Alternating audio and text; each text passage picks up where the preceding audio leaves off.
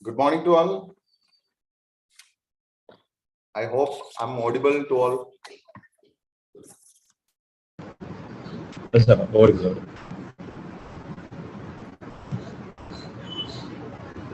Wilson sir, am I audible? Shall we start?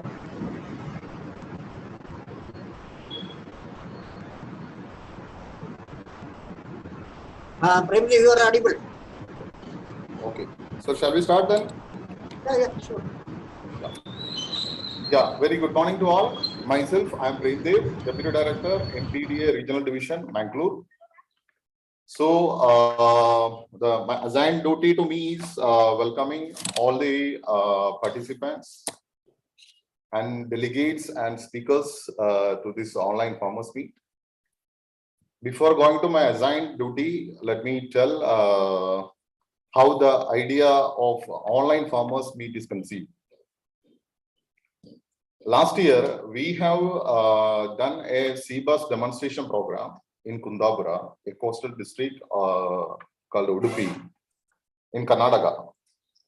So we have stocked almost 4,000 fingerlings of sea bass, which is taken from Empeda Rdc facility, Vallarvadam, multi-species aquaculture complex. The size of the fingerlings were 4.5 to 5 centimeter of average weight, almost 2 grams. So we did the sea bass nursery rearing as well as grout culture in the pond of one Miss Sannamma. She was the demo farmer. We conducted the nursery rearing phase for 58 days, and at the end of 58 days, we got a size of 15 to 20 gram, average size of 15 to 20 gram, having a length of 10 to 12 centimeters. Then it was released to the open pond, almost 0.75 hectare area. We carried out the grout culture in that pond for almost 6 months. So the entire culture period was 8 months time. And we were successfully completed the demonstration and harvested more than 3 ton material of almost all uniform size of 1 kg, average 1 kg. It was ranging from 900 gram to 1.2 kg fishes. So this was a very good big success story.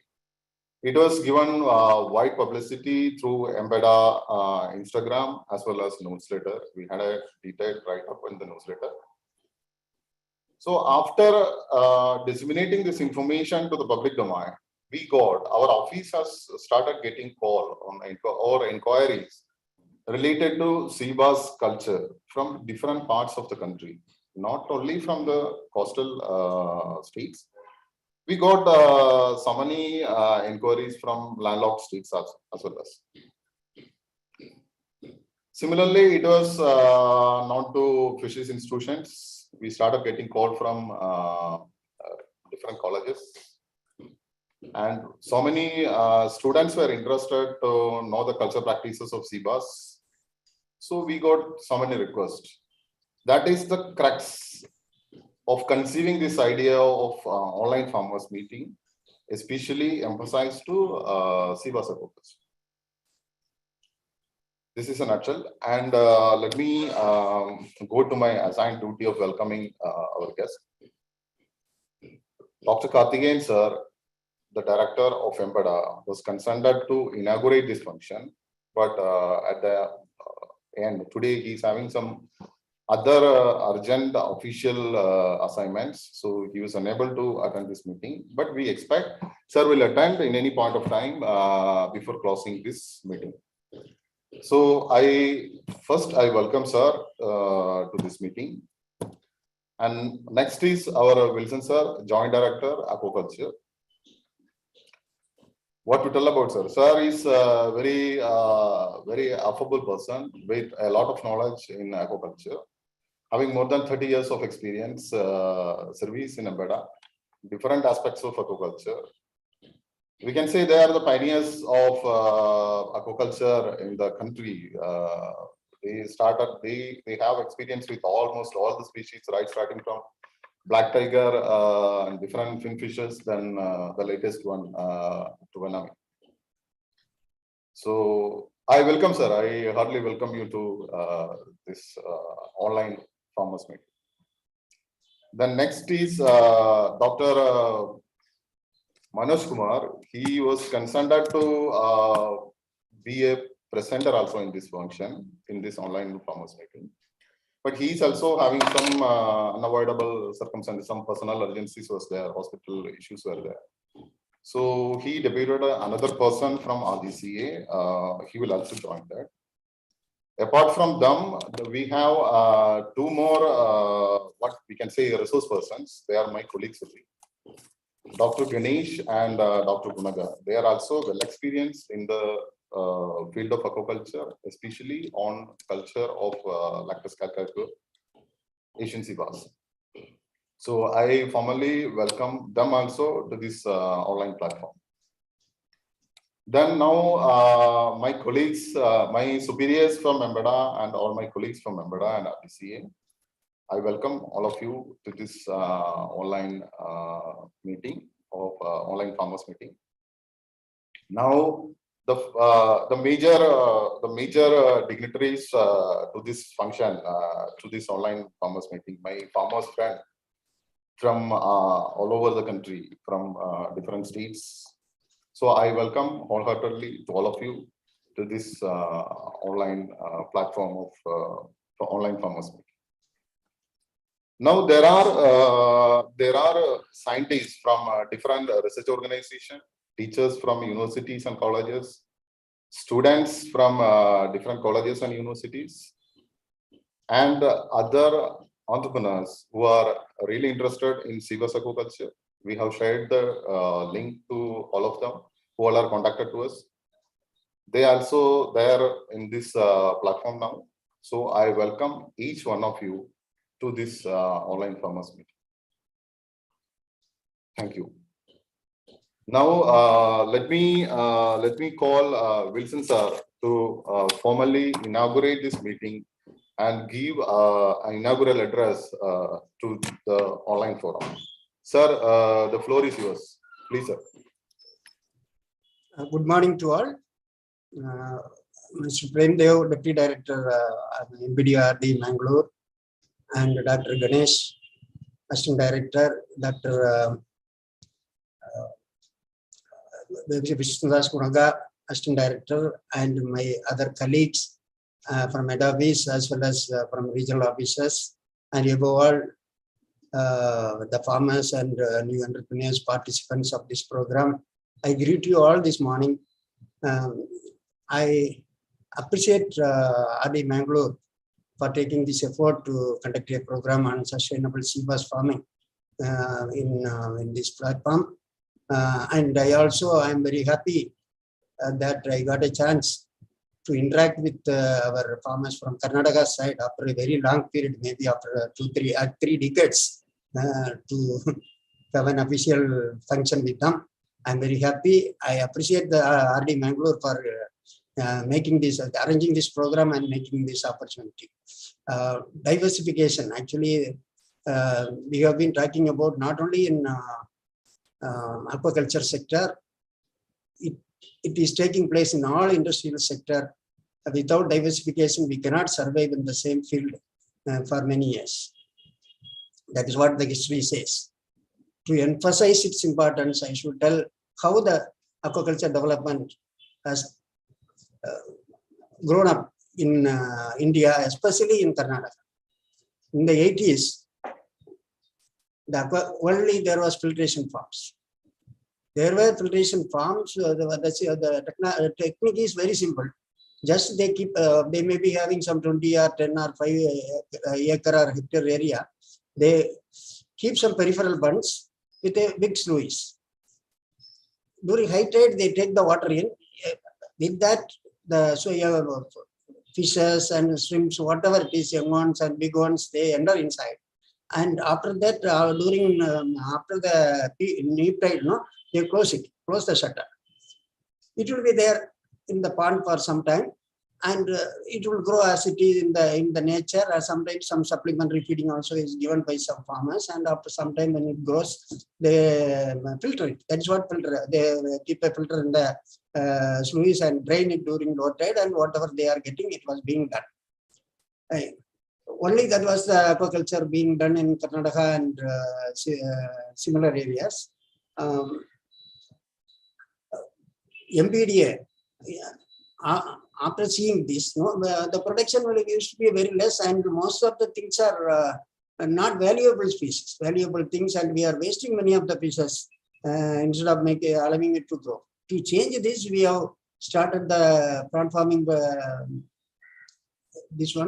extension activities in the 80s, and in the beginning there was no hatchery, no feed company, nothing in India. We started with from scratch.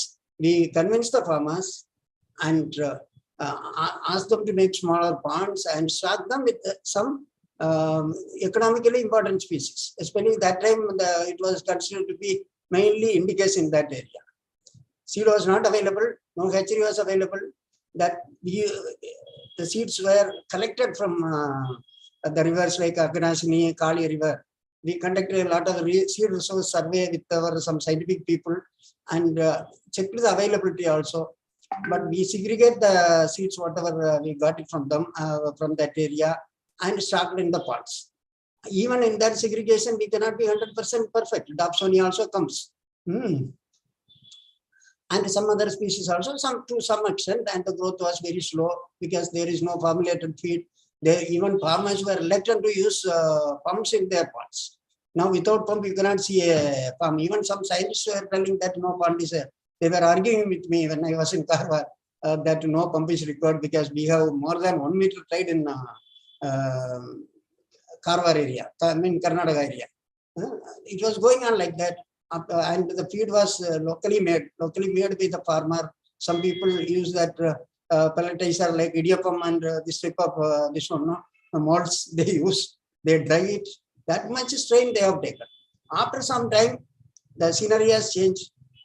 Hatcheries have come up in Andhra, Park and Taspark because of the effort of MPDA. The seeds were brought by flight through Goa, through Karnataka for stocking. It was being done both in Karnataka and Goa, and some farmers started it because of their success. Seeing their success, a lot of farms have come up, and there was a hatchery established by Rdc Research and Breeding Farm in Kumta. That also was feeding, and there was a government hatchery in Banalim, Goa. As the farms increased, it was not sufficient, and it was continued to be seeds were continued to be brought from East Coast. That was then tiger has grown up. After that, you know that due to disease problem, we have shifted to Venami. Venami is doing well, but as Venami is doing well, we cannot sleep. We cannot be satisfied. What time, what will happen, we do not know. Because we were happy in around 95, 96, we were very happy with the tiger, and suddenly because of the disease issue, everything has changed. Now also we have to be alert, and we should have some alternative. Suddenly any problem that it can come anytime. So among the alternatives, these are the sea bass and crab are the most important things that can be done in Karnataka. Karnataka is blessed with a lot of water area, especially the coastal Karnataka. No, one side is mountain and the other side is sea. It's a blessed area, and a lot of rivers coming across. And we can see that Kali, Aghanasini, Saravadi, so many rivers, and a lot of freshwater sources also there in this region. And if you go interior area, know that Krishna and other rivers are there. There also we can, a lot of water sources are there, and there both freshwater and brackish water culture can be done. Sea bass is a species that grows both in freshwater and brackish water area. So water quality is not a big issue. But the only thing is when you go for this diversified species like crab and sea bass, the main problem is it is more labor oriented. The owner's presence should be required. Presence, or at least every hour you should be in touch with the farm. That is the main thing. If you take more effort, then you will be more successful, because like either it is crab or other things, even especially sea bass, every time you have to segregate the things, because it is cannibalistic, and otherwise you will not get anything. But it is very successful farming, and you can enjoy it. But only thing is, like poultry and other things, you should take the individual care of the animal. It is not totally. Shrimp farming, we are taking the total care of the pond. It is not that. There is the individual care of the animal is more important. So that is where the role of farmer comes. But only thing is, you should make up your mind to invest, and you can enjoy it. But when problem comes, those who are doing shrimp farming also, they can have some area devoted for this type of thing, so that any problem comes, they can convert the same area to total area to this type of sea bass and diversified farming. Now the problem is the hatcheries are less. That is also the hatcheries of now there are plans to bring more hatcheries. That time the problem of seed shortage also will be satisfied. I hope that Karnataka having a lot of potential for doing sea bass farming, and even other species also. The development is very less. Considering that the potential and the development, I request all the participants to take more interest on this and enter into aquaculture, so that you will do the production, contribute the production that will in turn contribute to our foreign exchange earnings also. You may be knowing, everybody knows that what is happening in Sri Lanka because of the foreign exchange and all the deficit. We are proud that the aquaculturists are proud that we are contributing a lot of foreign exchange to the country, and thereby the well-being of the country. So through these words, I declare, I inaugurate the program and wish the program very success. And once again, I thank Rdc Mangalore for bringing this program and giving me an opportunity. Thank you. Thank you, sir. Thanks a lot for your inspiring words and your experience sharing. So thanks a lot, sir. There are messages from participants. You please talk about sea bass in general, all over India cases, instead of concentrating on Karnataka. Yeah, in the initial discussion itself, I told how we conceived the idea of online farmers meet, because we have similar farmers meet in Karnataka for Karnataka farmers. That was mostly in local language, and the purpose of this particular meeting is to reach out the other part of the country. Definitely, there are technical sessions from our people that will completely cover the entire life cycle of the sea bass, right from the larvae size or even less than that to the final harvestable size. So thank you, sir. Thanks a lot for your this thing. And let me introduce, because we are located in Karnataka, we have to tell something about the Karnataka, what exactly happening in Karnataka. What is the Karnataka perspective on aquaculture in general, but some more emphasis to sea bass aquaculture. I invite my colleague, Dr. Vishnudas Gunaga, just to make a presentation on aquaculture scenario in Karnataka. So after that, we will have a detailed presentation by Dr. Ganesh, which will cover all the things, and we will have presentation from RGCA side also. So they will also cover all the prospects of cage culture of sea bass. So we will definitely cover all the things. Don't worry. I just request my colleague, Dr. Gunaga, to start his presentation. It's only a nutshell about Karnataka aspect. Gunaga, the floor is yours. Okay, yes, sir. I am Dr. Vishnudas Gunaga, Assistant Director, MPEDA, Rdc Bangalore. Good morning to all, sir. I am now explaining just the present status of aquaculture practices in Karnataka. This is just a general topic actually. It is a just general topic it is. It is giving a just what is the status of aquaculture in Karnataka.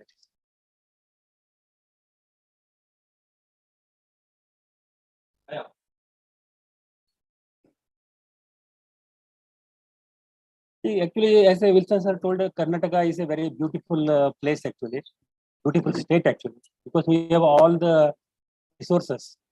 That side sea is there, this side estuaries are there, brackish water is there, salt water is there, and fresh water is there. So everything is there. So in that way, Karnataka is one of the resourceful state.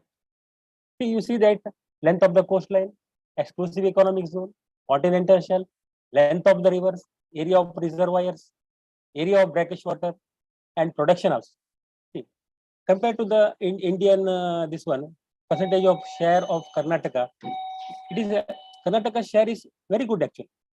We have a length of 320 kilometers coastal length and 0.87 lakh exclusive zone and 80,000 this one back 0.8 lakhs hectare brackish water area is there. There is still scope for aquaculture. Then coming to the fish production, you can see there 2014 to 15 to 2018 to 19. That fish production, this is from the marine inland total fish production, and we have produced in the 2018-19 we have produced 5,87,000 around quantity of fish production worth of around 5,051,000 5 crore 51,000 5,51,491 lakhs rupees fish production we have done. That means, but one problem, one thing we can see, make out, this fish production is not increasing year by year in the as we expected. It is not. It is stagnation. Stagnation point we have reached. Then coming to the export, our Karnataka is exporting good quantity of marine products to the outside countries. As you can see the from 2013 to 14 and to 2020 to 21. India has exported 1,689 crores worth of marine products to the outside. That means Karnataka's contribution is very good. And but now responsible fishing is required. As I told, the fishery, the capture fishery is declining year by year. Year by year. So responsible fishing is very much essential. See, almost all the species in the sea and even the rivers also, it is exploited. There is very little scope for improvement in production. And there we are doing sort of unscientific fishing actually. While capturing the fishes, we are doing lot of unscientific things. You all know actually, because see, the number of boats have increased, fishes have decreased. That is the one thing. Lot of boats to catch the fishes, but the fish inside the sea is very less. See, we are using some unscientific methods, as you all know. That is bull trawlers. That means two trawlers and dragging the net. That is called exploit. And some ghost fishing. Ghost fishing, you know, this is the irresponsibility of our fish catchers. What happens when they go to the sea? They will throw the net inside the sea. See what happens? They will float, and all the import valuable, maybe our this one reptiles, fishes, mammals, they will be entangled inside the nets, and it will cause a huge damage to the marine environment species. This is very totally unscientific, and fishermen awareness should be there. They should know what will happen if they throw the torn net inside the. These are all the small things, but very important actually. See, again, what will happen? Our aim is to catch the fishes, prawns, pomfrets, like that fishes. But in the meantime, what will happen? Small fishes, unwanted. For us, it may be unwanted, but for the nature, it is very important actually. small fishes, other than our this one target fish. It will be caught. See there, starfish, small crabs, some small many things which we don't want actually, that will be caught and they will die. So that it whole marine system will be deteriorating. And juvenile fishing, actually is small by catching small fishes. This is a big problem because they won't grow. Our production will decrease. This and all we have to rectify. So now at this juncture, our fish, our capture fishery is decreasing day by day, year by year. That is 100%. We cannot increase it because already it is overexploited. At this juncture, in this scenario, what we have to do? That means only aquaculture is the only source. That means after 2000, one calculation, some calculation, some scientists have worked out that after 2030 or 50, there is no fish in the sea. That is 100% sure. That is then what is the alternative? Alternative is the aquaculture is the only alternative because.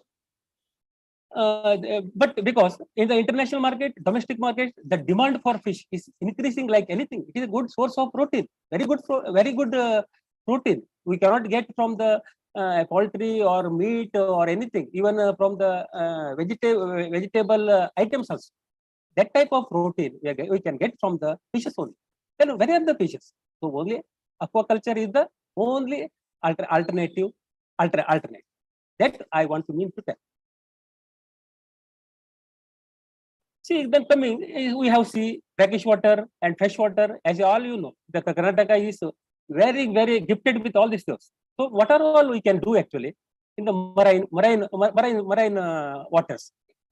Finfishes, cage farming we can do actually. In the brackish water, pond culture we can do. In the pond means we can do shell and finfishes we can grow. In pen culture we can do. There we can grow shellfishes and finfishes we can grow, and we can do in the brackish water areas cage culture, pond based cage culture we can do, finfishes, and open water also in the estuaries we can do the cage culture. Then in the freshwater areas we can do the pond culture, we can do the cage culture, we can grow finfishes and shellfishes. So see, it's a lot of scope in the we have in the Karnataka, not only in Karnataka, in all the state. I worked in Orissa. Orissa is also a very potential area. In Mumbai, Ratnagiri, that Maharashtra area also same. India is actually a very good resourceful country actually. See, all these things we can do. But actually what is happening? So what are all the species we can do? We cannot culture all the species only because seeds are not available. In cases some feeds are not available. So only some export, and it should be export market should be there. And such a species we have identified. MPDA, especially MPDA, has identified some species. So I can just check out some species. I will check out which can we can do the aquaculture. Yes, you all know shrimps and prawns. Tiger shrimp, then venami, scampi. This all you know that. Scampi can be done in the freshwater areas. Our tiger prawns can be done in the brackish water area. Now nobody is doing now. Again, it is coming back. Then venami is again two crops are doing and very good, but still there's some problem, disease problem start. Then crab is very good species, very nice species actually. 1 kg of crab costs around 1,500 rupees and very tasty also. Very high demand is there. Mud crab, as a hobby, farmers can take up. On a commercial basis also they can take up. Then finfishes, especially Lattice calcarifer, that is sea bass, pompano, red snappers, groupers, gift tilapia, cobia, pearl spot. These are all the possibilities here in the Karnataka and in the brackish water as well as the brackish water, marine water, and the fresh water also. Then again we can do some oyster, mussels and clams, green mussels. You all know oysters. Oyster is very tasty. That is very calcium content. Very heavy demand is there in domestic market. In the Bombay, there is very demand and green mussels. Such things we can do. Also. Then our seaweeds also we can culture. See, already I explained it. What is everybody knows? Everybody knows, I think, that a tiger prawn is there. Once upon a time it was very famous, tiger prawn. Even now it is coming back again. And then Venami, everybody now, farmers in the coastal areas are doing the Venami only. Then Scampi. Scampi is a freshwater giant farm, prawn. These are the species actually. Then the mud crab, as I already told, Scylla serrata is the species. Then fin fishes. Many farmers in the interior states, they actually don't know about the except the Katla major carps, they don't know other fishes, export quality fishes, they don't know. They see that there are very good varieties of export quality fishes for culture. They are sea bass, silver pompano, red snapper, pearl spot, cobia, grouper, gift tilapia. These are the things. Then green mussels, then Perna viridis, these are on the oyster. These are also can be cultured to some extent at their level, farmers level. See, there are different again types of culture systems are there. So many types of culture. See, it is in the first one in the open pond. We can open pond. We can do the this one open cages. We can do culture, sea bass, all these things. And in the crab you can see the crab. Crab can be done in the can in the pond based crab culture. And in the sea you can do the cage culture and raft culture and pond this one pond based shrimp culture. So and so many things you can do, different of methods you can use for aquaculture. See, it is it is a statistics here. I am telling you all these things. Karnataka is there are the total 31 districts are there in Karnataka. Out of that 31, 28 districts are interior districts and 3 coastal states. Uttara Kannada, Dakshina Kannada, and Udupi are the 3 coastal states. Now, this is with regards to the inland waters. Inland means it is covering estuaries as well as the freshwater areas. So, main here is the Gram Panchayat tank. Water source. What are the water source here in Karnataka? Now, main in the excluding the sea, I am telling. Main water source is the Gram Panchayat tanks. Then comes department tanks. Then small reservoirs. Then large reservoirs. Waterlogged areas. Estuaries. Rivers. Private ponds and package water. These are the water resources. So major this one contribution of fishes are coming from the actually department tax. But what is going on actually? What they are especially all interior farmers are restricting themselves to the carps, major carps. See, it is there are 3 coastal districts in Karnataka. I already told Uttara Kannada, Udupi, and Dakshin Kannada. Here, they are that is around 2,200 hectare. This one traditional area is there. Now, even now also it is there. That is a very big area. If you go to the Kumta and area, Kumta Uttara Kannada area, you cannot get anywhere in India such a traditional farms actually. There, lot of fishes you will get, lot of different varieties of crabs you will get, and at the same time you will get tiger shrimps also you will get, because farmers what they usually do, they local hatcheries they procure the seed, tiger seeds, and they will stock it and they will make it very little big, and then they will release in the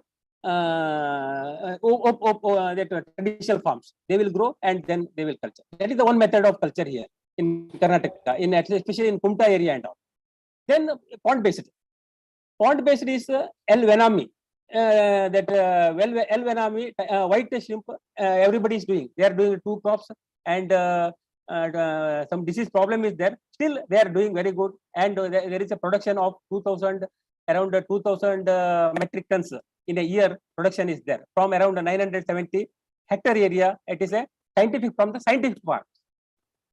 But in the case of marine water, from a marine water, that cage farming is possible in the sea cage farming, but this is in the Karnataka only on demonstration stage only. Only some CMFRI, SEBA, MPDA and SEBA and all, they demonstrated only, and they have already demonstrated there is possibilities of production, but farmers so far not entered. It is in a nascent state. in the above in the inland districts, farmers are practicing Indian major crops, mainly Indian major crops, and that is the main actually drawback. That is, they have to go for diversification. Aquaculture of diversification species still in nascent stage in Karnataka. So again, MPDA is enrolling the farms. Actually, enrollment is very important because it is for traceability. In the for exporting the purpose, traceability purpose, exporting purpose, this enrollment of the farm is very much important. Without enrollment, you cannot send the you can export the materials to some countries. In future, all the European countries, all the countries will this enrollment is must in future. That farmers should know. So all the farmers are once again are requested to enroll their farms with MPDA. Without enrollment, they cannot export their fishes to the outside country. There won't be any buyers in future. That is the main thing. So yeah, see, it is the nation-wise, state-wise, this one number of enrolled farms and water spread area. In Karnataka, you take around 486 number of farms are enrolled with a water spread area of 586. See, this is the district-wise enrollment here. So major Uttara Kannada 196 numbers, and this one Dakshina Kannada and Yadgiri, Ballari, Dakshina Kannada, Raichur, Udupi, Uttara Kannada, Yadgiri, Haveri, Bijapur, and total 486 farms are enrolled with a water spread area of 586. This is it. So these are all the now earlier the enrollment was free actually. Now enrollment is not free. It is they are charging. There is fee structure is there. So everybody, once again, I request to enroll their farms with the MPDA. See, what happens in the enrollment? In the enrollment, when you go to open the Google Earth, the enrollment forms will be visible. If you click on that form, all the details of the farmer will be available. So it will be the for the importer who is getting the materials producer. He can go through from which farm it has come, which who is the farmer, all the details he can get it. That is very important. So this is all now we have all the farmers details with us actually. When we go to the Google Earth, we will get, when we click the enrolled farms, we will get the details like this. See, this it is the farm of this one. All the details, water spread area, then a farmer's address, number of ponds. Then whether it's a leased land or own land, what is the species culture, everything it is available. This is the one. Then seed availability. So farmers regarding shrimp farming, there is no problem. There shrimp culture. There are a lot of hatcheries are there in Tamil Nadu, in Karnataka, even Kumta areas, even so many hatcheries are there. So they will go there, they will collect it, no problem. But what about the other species, diversified species? The diversified species, farmers are facing a lot of problems because very limited. They are depending upon some middlemen, some Bangladesh it is coming, but there are not the quality seeds. So now quality seeds and weaned seeds, that is also very important. Weaned seeds are available from MPDA. There are 3-4 addresses it is there here. From there the farmer can get the different varieties of diversified species. Even project manager, multi-species aquaculture complex, Rdc Kochi, from Cochin, Vellar Fadam Kochi. From there you can get the all types of seeds. Maybe sea bass, even this one tiger prawns also, tiger prawn seed also, and tilapia. So many things you can get from there. Then from the principal scientific officer, sea bass, mangrove, crab hatchery. There you can get sea bass as well as the mud crab seeds. But you have to contact and inquire everything. You have to do that because there is a big queue for that. Very heavy demand is there. Then again, you Rajiv Gandhi Center for Aquaculture, marine finfish hatchery. You will get almost all the types of finfishes. Maybe cobia, sea bass, all these. Then Atropus, all these things. Then again, one more thing, Rajiv Gandhi Center for Aquaculture, tilapia project. There, we are from Vijayawada. There you can, if you approach, you will get gift tilapia because gift tilapia is very important. All that is all male tilapia. So these are all the sources of sea development.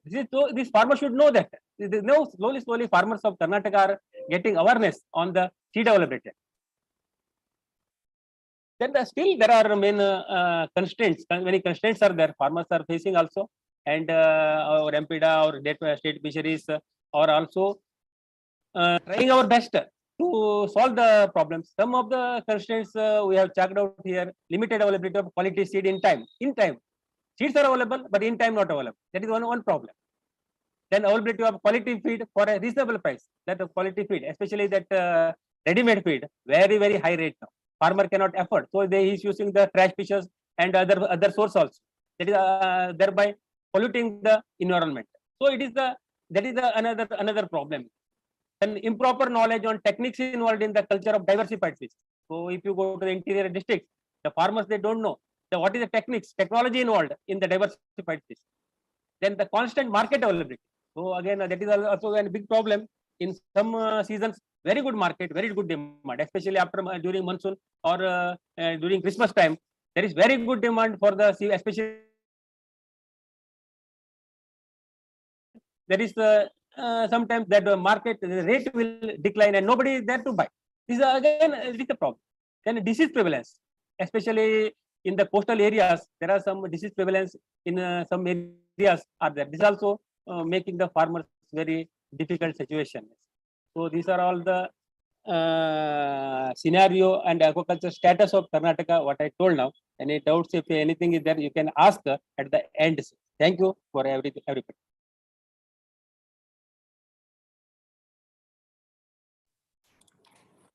Thank you, Gunagaji, for your presentation, especially on the state scenario of Karnataka state.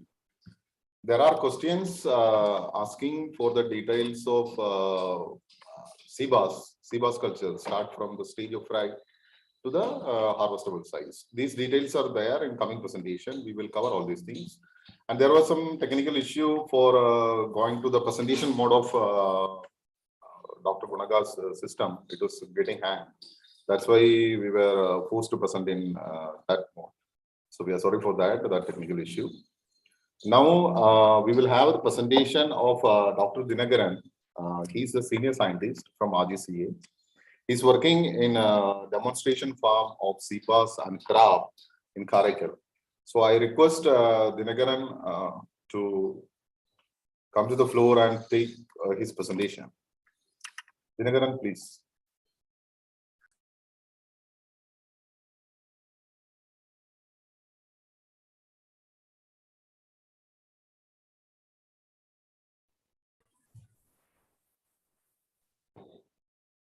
Hello. Dinagaran, yes, you sir, are. sir, good morning, sir. Good morning. Please, Yeah. Please start your presentation. Slide. Yeah, good morning to everyone. I'm Dr. G.K. Dinagaran from RGCA. I'm very happy. I'm happy to declare a lecture on sea bass and a general topic on cage culture. Here, generally, when you see cage culture in RGCA, what we do, it is in the pond. We are doing in a pond for sea bass. See, in this cage culture, we are having we improved the survival by using the cage. Hello. Dinagaran, can you? Sorry to interrupt you. Can you go to the screen mode, that full screen mode? Yes, sir. Just enable the content and go to full screen mode because there was some issue with the Gunaga's machine. So, okay, sir, no? Now also it's not in presentation. Security, you give okay. Now, okay, sir? Now it's okay. Go ahead, please. Yeah. Yes, in cage culture, we are having we are doing in RGCA, we are doing cage culture for sea bass. See, the cage culture is very important in improving the survival. When you are seeing the cage culture, in cage culture, we can do go for grading. So by doing grading, we can improve the survival. In India, maximum thing are done in pond.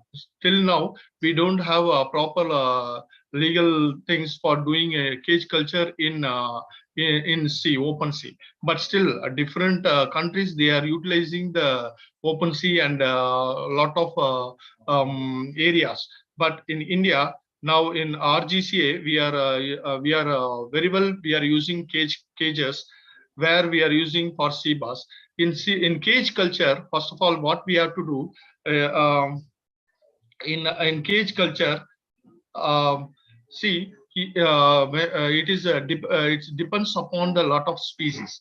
Here in RGCA area of Karaikal, for sea bass, what we are doing, we are using a knotless cages. Knotless cages, and these cages, why we are using a knotless cages? See, when the knots are there, the fishes will go on flash on the cages. To avoid that, what we are doing, we are using a knotless cages. These cages are having different sizes. In RGCA, we are using 1 into 1 into 1 into 1 into 1 into 1 meter. And another cage size, it is of 2 into 2 into 1.3. These are the cages what we are using. In cage culture, what is the advantage? See, in cage culture, we can go for grading. Why we are doing grading? See, when we are going for sea bass is highly cannibalistic in nature. Sea bass is highly cannibalistic in nature. So to avoid the cannibalism, we have to go for grading based on the sizes. The sea bass will swallow the smaller fish. To avoid that, what we will be doing, we'll be grading based on the sizes. This can be done in the cage culture. These cages, when we see these cages, we are having a different mesh size also. According to the fish size, the mesh size will be there. 4 mm, 6 mm, 8 mm, 10 mm, 12 mm. Based on the fish size, we have to use these cages. So we have to use these cages. These cages, when we are using these cages, in this cage culture, when we are putting in the pond, this I already said 2 into 2 into 1.3. That means the height is 1.3. The pond depth should be at least, it should be 1.8 plus meter. In meter, the water holding capacity should be there. In the cage culture, what we are doing initially, when we are stocking the fish in the cage, based on the biomass we'll be stocking. See, when it is in smaller size fishes, say for example 1.2 gram, we can stock up to 3 to 3.5 kilo biomass. Then these cages, what will be doing in 15 days, we will be going for 15 days we will be going for culture in sea bass. After 15 days, we will be going for grading, size separation. By this cage culture, we can improve the survival. That was we did in RGCA. This year, by cage culture, we got almost 98% survival. 98% survival. This is a record break. What we did, because in cage culture, regular basis, sea bass is a highly sensitive fish where we should not go on give stress to them. We cannot go on give stress to them. So what we did, we did grading very gently, softly. Then we improved the survival. Generally, in cage culture, if you see, whenever we are putting the cages in the pond, there should be given a proper gap between the cages, because then only the water flow will be there. Water flow will be there. The cages, when we are using a nursery cages, that means of 4 mm, 6 mm, 8 mm. These cages are, the mesh size is very small, so that what will happen in the pond and all, it will go on easily clogged. So what will happen? The water flow will not be there. So you have to maintain the water quality. At the same time, you have to be very clear that the cages are not clogged. If it is clogged, immediately we have to change the cages. Because if water flow is not there, we have to be very clear that fishes are stocked in a small cages where we stocked more numbers. Say for example, initially we'll be stocking 3 to 3.5 kilo biomass. In small area, maximum fish will be there. What will happen? Once the water flow is not there, the DO problem will come. where whoever doing a cage culture, no, they're having a lot of issues because of this clogging of the cage. The water flow will not be there. To avoid that, we have to be watching whether the fishes are very comfortable. Because once in cage culture, once the fish are not feeding, say for example, they are feeding very well, suddenly they stop the feeding. We have to check what happened, because the person, whatever any problem is there, first they will show in the feeding only. To avoid that, first we have to check whether the cages are very good, they didn't clog. We have to confirm that. Then if it is clogged, immediately we have to change the other cages.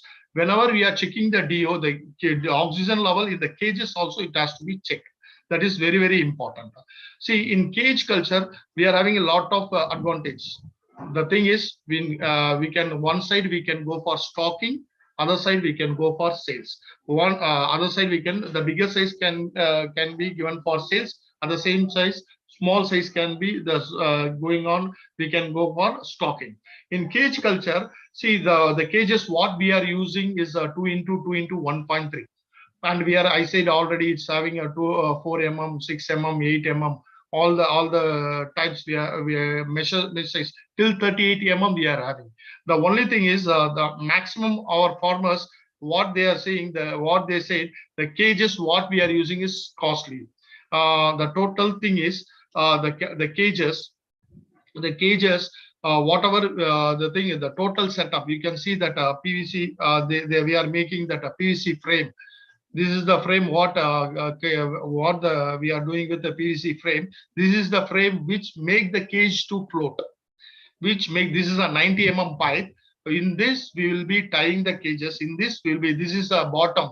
See, once the cage, I said it is a 1.3 height. We have to put the bottom sinker. This, when we are putting, what will happen? This will give a total structure of the cage. When we are not putting the bottom sinker in the pond, the cage will be clubbed, so that the total area which we calculated 2 into 2, 4 meters square will not be provided. So bottom sinker is very, very important. At the same time, top lid. See, in the cages, what we will be doing, we will be putting a top lid to avoid the fishes escape. At the same time, any competitors are there in the pond, it will be, it also will be enter in the cages. See, whenever we are doing a cage culture, it has to be very clear that your pond should carry at least 1.8 meter water, because in this, I said already, the 90 mm pipe, the 90 mm pipe, this is the frame, right? This frame is the thing which is making the cages to float. Once these cages are floating, right, the bottom, the cage, this frame is making the cage to float. What will happen? Our cage height is 1.3. This will not, when your water level is 1.8 plus, then only the bottom will not, the cage bottom will not touch the pond bottom. It should not touch. That means that there should be a bottom clearance. The cage on the bottom of the pond, there should be at least a 25 to 30 centimeter, 40 centimeter gap should be there, because the fecal matter, uneaten fecal waste, whatever it goes below the cages. Right. So the water height is very, very important when you are doing cage culture. At the same time, this 90 mm pipe for the cages, what we are using a 90 mm pipe, and the bottom, it is very important to give the structure of the cage. This is a top lid what we are using. On the top of the cages we are placing. This is a seed what we are taken from our hatchery, and how we are stocking. We will be stocking based on, you can see how we are stocking. See, we will be acclimatizing the sea bass. Once it is, the sea bass is coming from our hatchery, we will be acclimatizing them. We'll be checking the seed, and based on the need, based on the weight, will be based on the biomass, we will be stocking in the cages. It is very important what size of the cage you are using, according to the biomass should be there. Whatever I said, it's 2 into 1.3. I said 3 to 3.5 kilo biomass we can go for stocking initially, when the sea bass weight is average body weight is when it is 1.2 gram. See, this is active seed what we taken from our hatchery. and the cannibalism. I already said it. This is and all our Ganesh sir will be discussing in hatchery. They will be doing in this is a metallic grader. What we use in farm. This grader is used to do the size separation. This is very important. See, the sea bass is highly sensitive fish. Sea bass is highly sensitive fish. When we are going for sea bass, we should handle them very gently. So what we are using, these metallic graders are used so that easily we can separate them according to the sizes. According to the, this is all a metallic grader. We will be placing, you can see, you will be placing in the FRB tank and the water is there. In that, we'll be scooping the fish and we'll be putting the fish. This is the grade lever where we can adjust the grade according to the size. This initially in hatchery, they'll be doing 7 days. When it comes to the farm, we'll be doing for 15 days once initially. Then once the fishes are starting growing, what we'll do, we will slowly increase the grading duration. First, initially we did 15 days once. Then next 15 days once. Next grading 20 days once. Slowly we will be giving, we'll be increasing the grading duration. But the grading is very, very important to improve the survival. One thing. At the same time, when we are separating a bigger fish, smaller fish, and medium fish, we can improve their feeding. See, we are separating all smaller fish. So what will happen? These small fish we can govern them and we can feed them properly and we can grow them. So that what will happen? The size variation can be minimized. So the grading plays a major role in cage culture. In cage culture, see, the advantages of the cage culture is we can know all the detail of the fish, whatever we taken. Say, for example, 100 number we have taken from the hatchery. Now, how many numbers are there? Because during grading, we can check numbers at the same time, whether what is happening, the growth is happening or not, what feed we are giving, it is accepting or not. All the detail we can have as a record by while we are doing grading and sampling. So the cage culture has the very important things. This is an open pond, how we stock the cages. In the cages, see, this is a manual grading. We can do manual grading also. This is a manual grading. What we do in cage culture. See, when we are not we are in grader, once the fish is getting bigger, we cannot use the grader because a sea bass. See, whenever we are doing aquaculture, we have to know first what is the species. We have to know the biology of the species, habitat of the species. Then only we have to stop. What they need. That is very important. We have to be very clear what the fish need, what we are culturing. Based on that, we have to react. See, here the sea bass is highly sensitive fish. I already said. Whenever we are handling them, we have to handle them gently. See, when they are small, we have used a metallic grader. Then what we'll be doing, we'll be going for a manual grading. The manual grading, these are the mesh we can do with this manual grading. Yes, brooder, right? Sorry. What will be, we are having a different tanks now. We are having in different. These are taken in on farm. How they are doing the manually. See here in the different troughs, we can take the fish based on our eyesight. This is a bigger size. This is a smaller size. This is a medium size. Like this, we can separate them. That is, see, these all the things can be done in only cage culture. In open type, whatever we are releasing, there we cannot go for grading. We cannot do how the fishes are. All the thing assessment can be done very easily in cages rather than in open pond. This is the advantage, and at the same time in cage culture, we can know what is the thing, how they are growing, or we can also sample them regular basis. All the things can be done in if you see, these are the type of cages, square shaped cages. These are the cages. You have to be very clear. Whatever I am showing now, these are used in a pond. This is not in a open type. This is what the cage what in RGCA we are using. The cage what we are using is 2 into 2 into 1.3 meter height. Now, but these cages are imported. This is knotless cage. I already said why it should not carry knot, because the fishes will go and flash on the cages. So that may create an injury to them. That may lead to bacterial infection. To avoid that, we are using knotless cages. That is very important. See how it is in the pond. We just tied and show you. The bottom, it should not touch the bottom. Bottom clearance should be there. Whatever the cages, wherever we put, this is the basic thing. The cage should not be touching the base. That is very important, because the fecal matter, unmetered waste feed, everything goes down, mean that will create a more ammonia. Once the bottom, the fish, the cage goes and touch the bottom, the fish movement will to make ammonia water to mix up in the pond water. So to avoid that, we have to give a bottom clearance. This is how we are tying the cages. This is the frame we are stocking.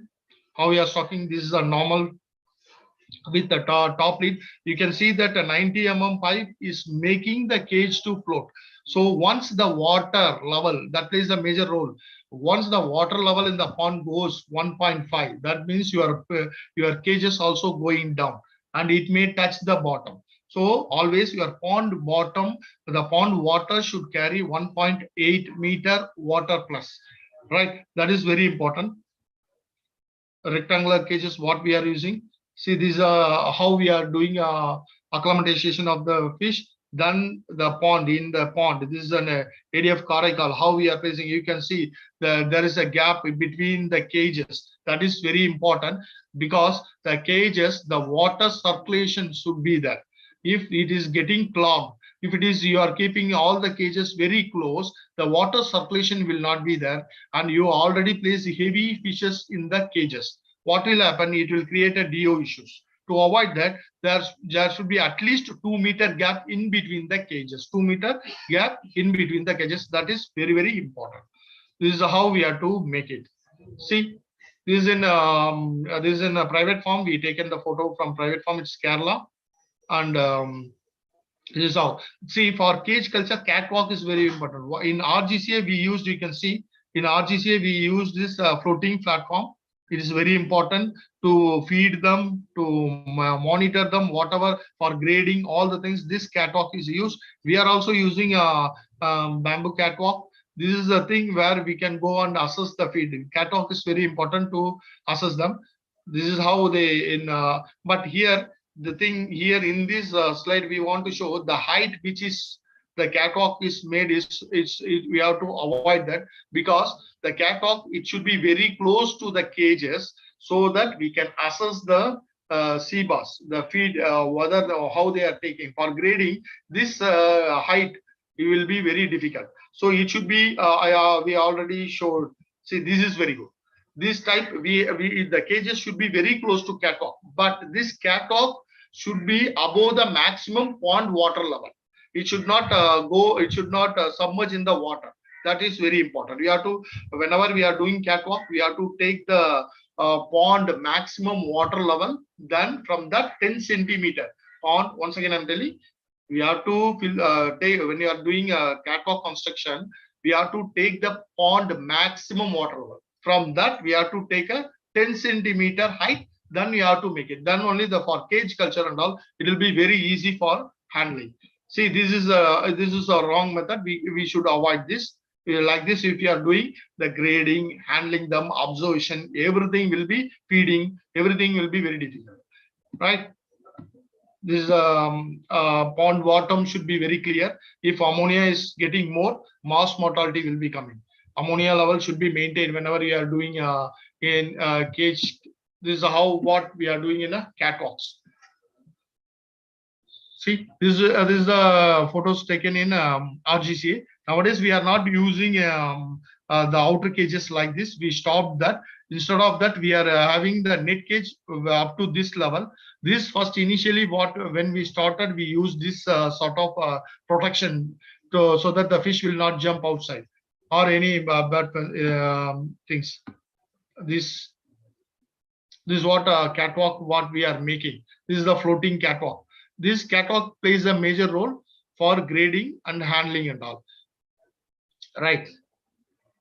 We can see that. It's very clearly we shown that.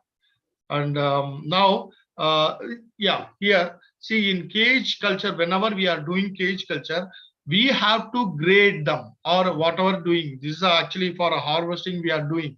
But whenever we are doing grading, it has to done in that area itself. The grading, manual grading, the grading should be done very close to the cages, because some people what they are doing, the cages are in the pond.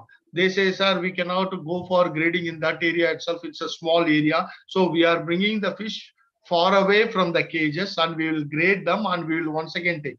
This will give stress to our sea bass, because once again, the main thing, the sea bass is highly sensitive fish. We have to do the grading. This is, they are doing a grading in that very close area itself, very close to cages itself.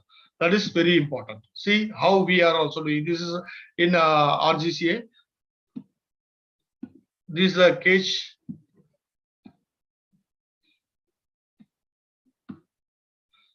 Can see it's very clearly we are how we are scooping from the cages. When we are grading, for grading, we will be scooping that. This is a grading. I already discussed regarding the grading. This is whenever we are giving a treatment. See, when you see in cage culture, maximum whenever, since we are keeping the fishes are very close in the cages, in any infection comes, it spreads to all the fishes immediately. So whenever we are giving, we have to go for treatment. We can take the fishes to the tank either, or this is the treatment bag. What we will do, we will just from the bottom we will be covering it. Then we will minimize the water quantity. Then we'll be going for treatment. Any infections is there, means we'll be going for any injuries there, means, or any maximum whenever we are doing. We got with leeches. When rainy times we used to get to leeches. What we'll do, the leeches will be coming when the salinity goes down. So what we'll be doing, we'll be taking them and we'll be increasing the salinity, or we'll be taking them to the tanks and we'll be giving high saline treatment, high saline water treatment. What will happen? These leeches will be automatically detach the fish and the fish will be getting recovered. Like this is the treatment bag where when in the pond itself we have to use this. Like this we can use. This is how by uniform gap, all the things we placed our cages. This is what the cage culture done in RGCA ADF Karakal. Right. This is a clear picture. We see the in cage culture. I already said 4 mm, 6 mm, 8 mm, up to 38 mm is there. Initially, we will be starting up with 15 days DOC grading by giving 15 days interval. Next 15 days, next 20 days, 20 days, 25 days. Slowly, we will be increasing the grading duration. At the same time, according to the fishes, the mesh size will be there. That is very important. The feeding, how we are feeding them. See, for sea bass, we have to give sound by giving feed sound, triggering them. Then we will be providing at the corner. It depends upon the species. See, these cages can be used for even tilapia, right? Cobia, we did these cages. We can use by these cages. We cultured cobia. The thing is, the thing is, we have to know the species need. This cage can be utilized or not. Then we have to go for that. In this cage, we cultured the sea bass. We cultured the tilapia. We can go for grouper. We can go for cobia, right? These are the species we can do in these cages. And according to the thing, various fish size, body weight, according this things what we are doing. I'll always avoid overcrowd. That is very, very important. Now, see, my topic is based on the cage culture, right? It's in general. So our next coming Dr. Ganesh, he will be giving totally about sea bass culture. That's why I just rushed up. My topic is on cage culture, so just I rushed up. This is a cage culture, how they are utilizing in the open sea. See, in India, maximum sea bass, CMFRI, they are guiding and they are giving, they are making the open sea culture by using cages. But till in India, according to my knowledge, we didn't get any legal policy is there. So, but with the research institute they are doing, so even in Thoothukudi, one farmer is doing cage culture by in open sea thing. Here, this is how in open sea how it is. See, in open sea, whenever we are doing, the cages, it should here also the same thing. The weight they given, the bottom it should be whenever this is a thing at the bottom, it should not touch the base. Lot of countries they are going cage culture like this. They are utilizing the area, right? Only in India still it is an infant stage. Now we are also working, but the government they are also taking actions. They'll also provide things. It will start soon. But the many countries how they are doing. But in RGCA, what we are doing in RGCA also we just made our for cobia culture. This is our own project. In Muttam we are doing this in open. This is what we did. See, in open cage, whenever we are doing, it's not like a pond. It is running water. It is an open. It's with a huge water body. So there we have to do site selection first. That site should carry the water. It should be the roughness should be less, and it should the during the heavy monsoon season also the cage sea area, that area should not be more rough, and the depth should be more. Depth should be more. You cannot go and do this thing cage in open sea with a low, less height of water area. This is what we did. This is our own cobia project. These are other things. Maximum how they are doing in cages in open sea. Right, in open sea they are doing. See, this initial thing here in the open sea. Whenever we are doing, the thing is the infrastructure and the material cost will be high. But the thing is the productivity. They says it is very good. The only thing is the area, the site plays a major role. It should not be more rough. Water depth should be there. At the same time, the movements, the boat movements, this should be avoided. If the boat movements, everything is there, means there comes a difficulty. It should be avoided.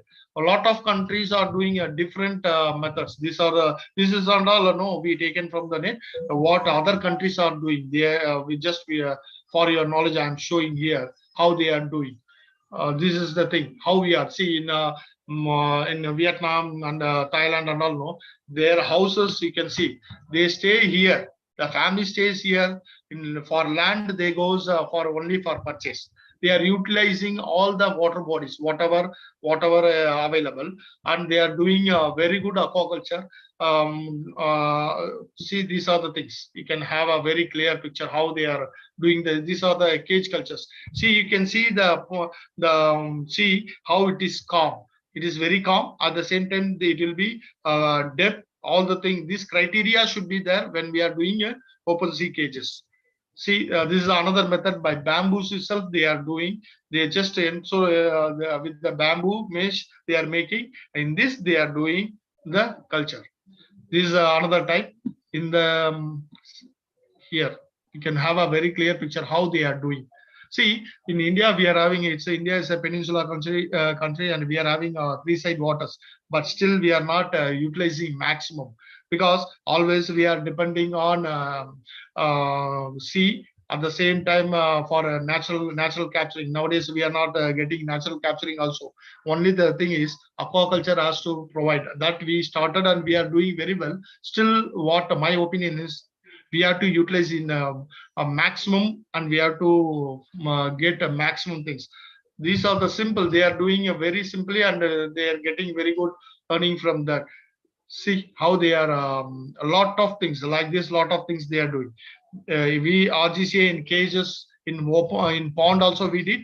In cobia in Muttam, we are doing in open sea also, and in with the help of seabass CMFRI, they are started now. Soon we will be getting all the policy, legal policy, and we may also start. It is the things are going. See the water body itself, how they are doing high stocking. Since it's open, they are doing they are having total family in that area itself. These are different methods. Wherever they find water, they are utilizing different techniques and they are doing. Right? This is things what it's happening. And a lot of things is happening around the world, but still we have to develop. We RGCA, RGCA is doing very well in this thing, and we are also just going on working on that. In whenever we talk about cage culture, no, see, this is a cobia, what they are doing with the high stocking. What we are doing is the simple thing is the floors. They are making this and encircling the area, and they are putting the net inside. They are doing the culture. See, in RGCA, when it comes to the RGCA, in cage culture, we are having recently what we did, since the cage cost is heavy, our farmers are not taking cages. The one set cage, I showed the PVC pipe, 90 mm pipe, and the total setup, it is coming with 8 to 10,000 roughly, right? So maximum our farmers are not ready to purchase that. So what we did to minimize the input cost for the farmers, up to 100 gram we grown in the cages. Up to 100 gram we grown in the cages, because I'm talking about specifically sea bass in RGC ADF Karnataka, right? What the thing here, up to 100 gram we grown in the cages, because sea bass is a highly cannibalistic in nature. So to avoid the survival loss, we did a cage culture. Then what we did, we stock. These are the things what I showed. It's not happening in India, it's in the world. Okay, now just I'm talking about in ADF what we did, how we successed. This year we taken almost 23.4 tons. This is a record break in 2 hectare area. The main record came because of nursery rearing in cages. Because when the sea bass are very small, they are very aggressive. They are more cannibalistic in nature. To avoid the survival loss, we did a sea bass initially in cage. There, what we did a grading. We separated them. We given a feed, and we minimized the size variation. And what we did is a 94% survival we got. This is not in one time what I'm telling. It's an average of 3-4 culture. So regular basis, we minimize the survival loss by grading. This is because of cage culture. These cages are very important to be maintained. We have to check them whether any damage is there, or then any say for example, you should not use the knotted cages. All the things we have to be very clear. Here, what we did a grading, and we improved the survival. We grown up to 100 gram in the cages. Then we released in the open pond. See, almost up to 100 gram, the sea bass, we trained them in the cages. We grown them in the cages. Then we released in the open pond. The total result is altogether 94% survival. We got a 94% survival, which is in India. This is the first time what we are taking this much huge quantity, huge quantity. But now still, see, the cage culture, continuously we can do cage culture also.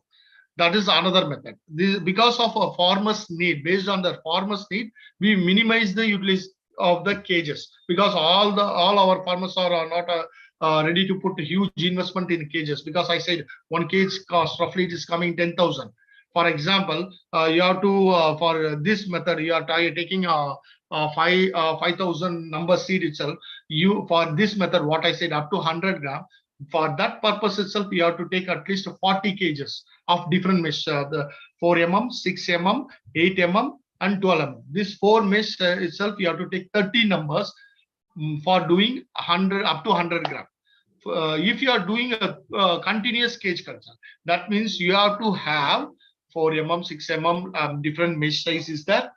At the same time, we have to have at least 160 to 180 cages in hand for 5,000.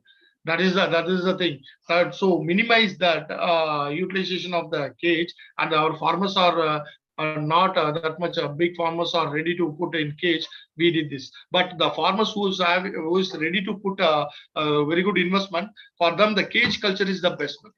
The cage culture, I said, one side you can go for stocking here. Here we can stock. Once the fish is getting bigger and bigger, the 4 mm, 6 mm, 8 mm mesh will be kept ideal. So what we can do in 1 hectare pond itself, the bigger fish can be scooped up. It's easy harvest. Say in ADF, what we do in cage culture, the harvest can be done. We done a 2 ton in 3 hours with the help of 5 helpers. 2 ton harvested in 3 hours with the help of 5 helpers. So the harvest will be very easy.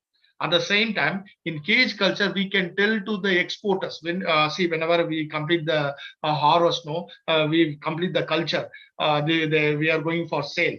The farmers will be the exporter will be asking how much quantity you are having. We have to tell, sir, we are having 2 ton. It has to be very close, plus or minus. But in plus or minus, because he will be bringing the vehicle according to the material what you are telling. So in cage culture, when we are telling 2 ton, it will be to 150 kilo to plus or minus will be there. Because in cage culture, we did a regular grading. We know how much survival is there, what is the growth of the fish. So we know the total biomass. So when we are assessing, it will be very close to the what we are telling. Say for example, 2 ton means it will be plus or minus 50 to 100 kilo. The exporter also will not say whatever we say, you give answer.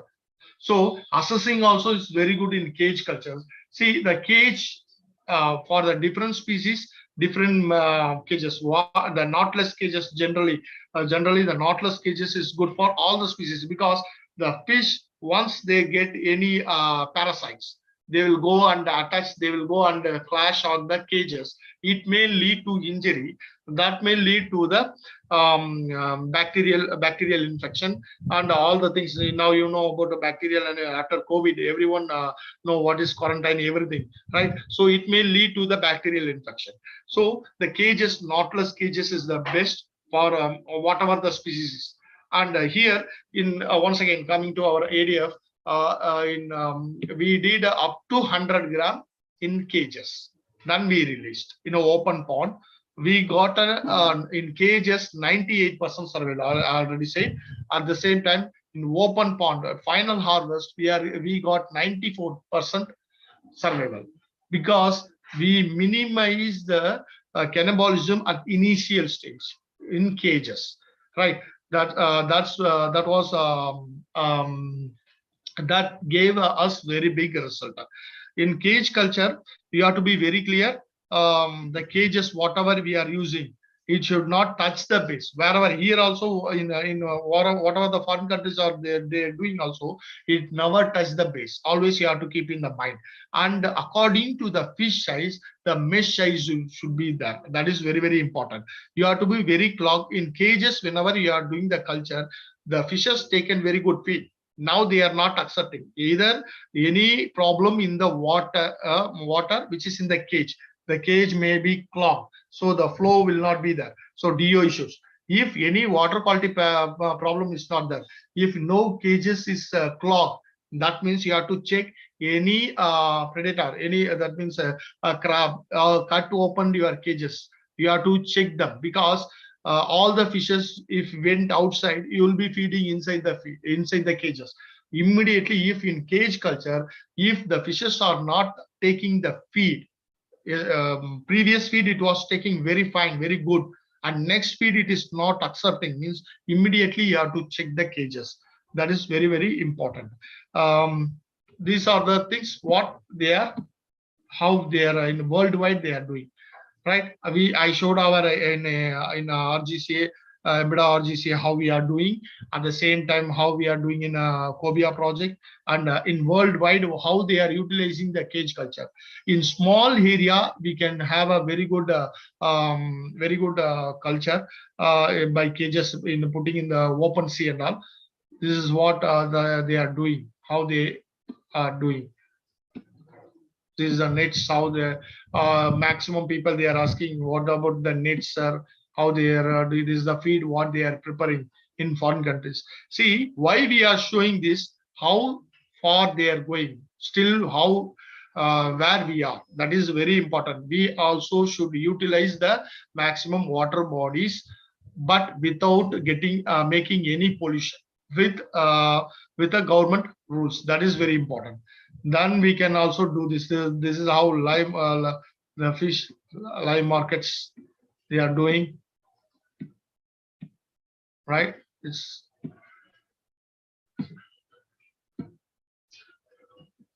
yes. Yes, sir. Any doubt is there? Sir, hello.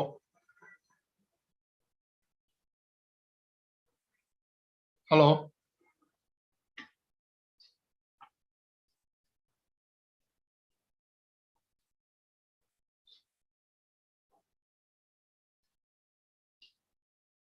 Hello.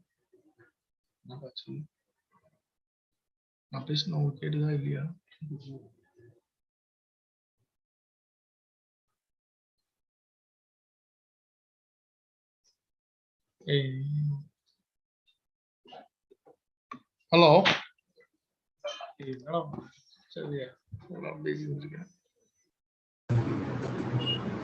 Sir, any doubts? Dinagara, that in the last session. Sir. Just wait. One more presentation is there. Yes.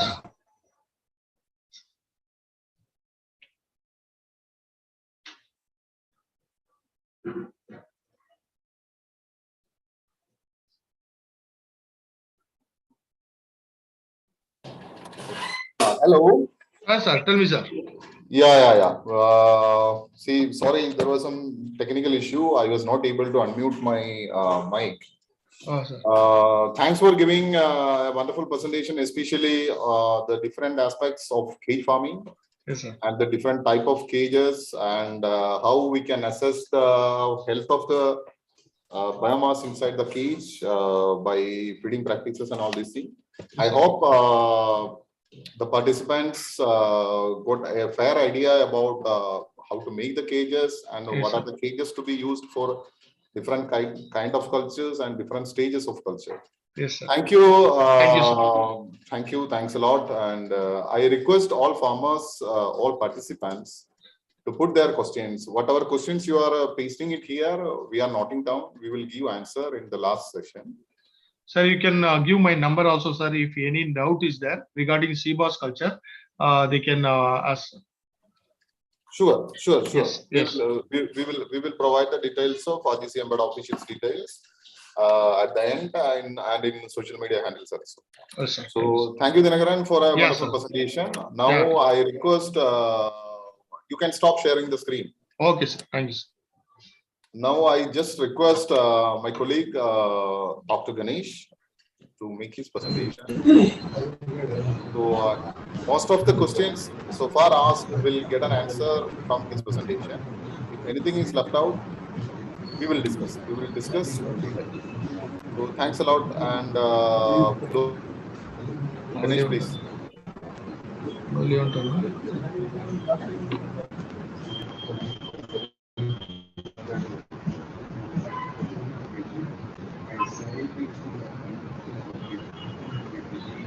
Hello. Sir, this audible? Yes, Ganesh, you are audible. Please go ahead.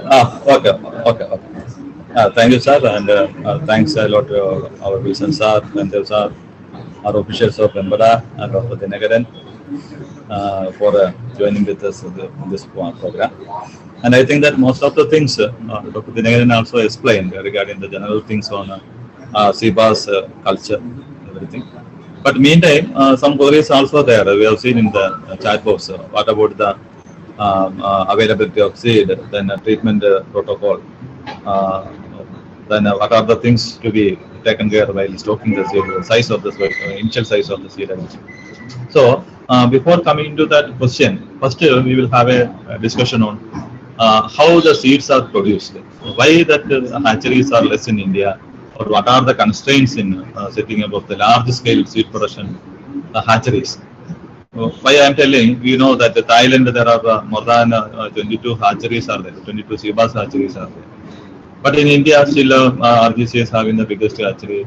Siba also having another hatchery. Then one hatchery in here, Karnataka, one hatchery coming up. Then one or two hatcheries are coming up in Andhra.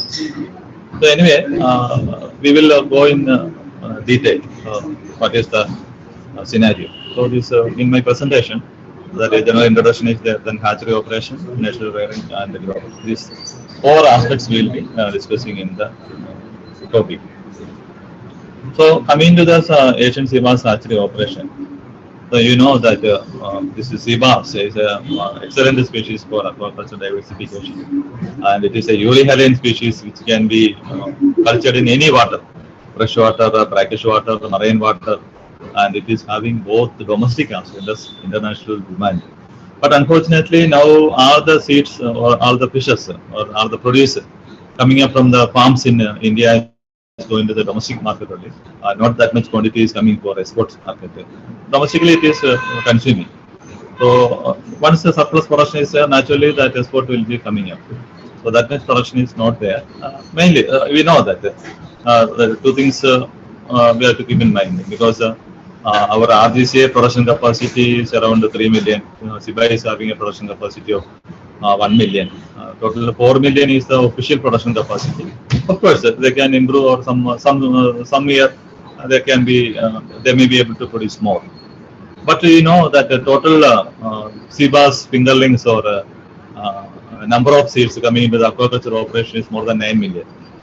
That means the wildly collected seeds also coming into the aquaculture operation. So that means that actual demand is not met by these hatcheries or some big gap is there. So that we will discuss what are the constraints.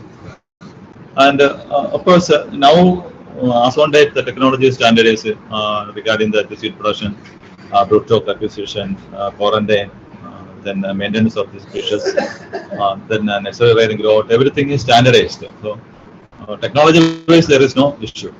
Anyway, we will go into in detail.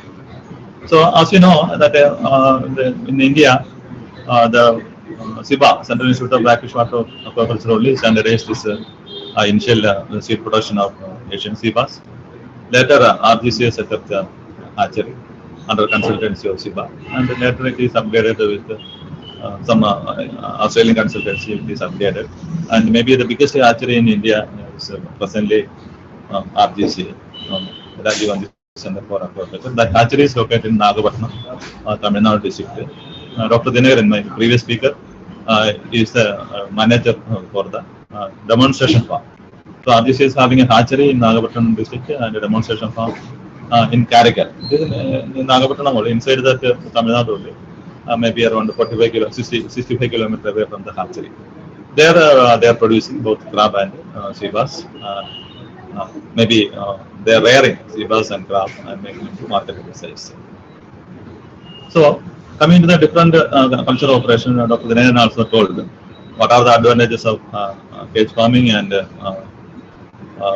maybe comparison between cage farming as well as open pond farming. Cage farming means there will be easy control over the stock. We know that how much fishes are there, what is the average body weight of the fishes. So we will have a pakka control on the stock assessment. But in the open pond, once the fishes are released, and that assessment will be little difficult. Some reverse calculation, maybe based on the feed consumption, they have to make an assessment of how much animals are maintaining in the, or remaining in the pond. That we will discuss in the coming slides. And coming to the local names, so these are the local names of Asian sea bass. Maybe in export market is known as Baramundi, maybe Telugu, Pandagappa, Gujarati, Gujarati, Kannada, Kurdi, Malayalam, Kalanchi, Narimi, Kolaban, Malabar area is known as Kolaban, Oriya, Bakki, Tamil, Koduami, Bengali, Basti, and Koda. So these are the local languages. And this is most important, the life cycle. So here lies the beauty of the fish. So, as you know, this I told the fish is a euryhaline species. It can be cultured in any saline water. So you can see these other fishes come into the brackish water area or river mouth area where more productivity will be there.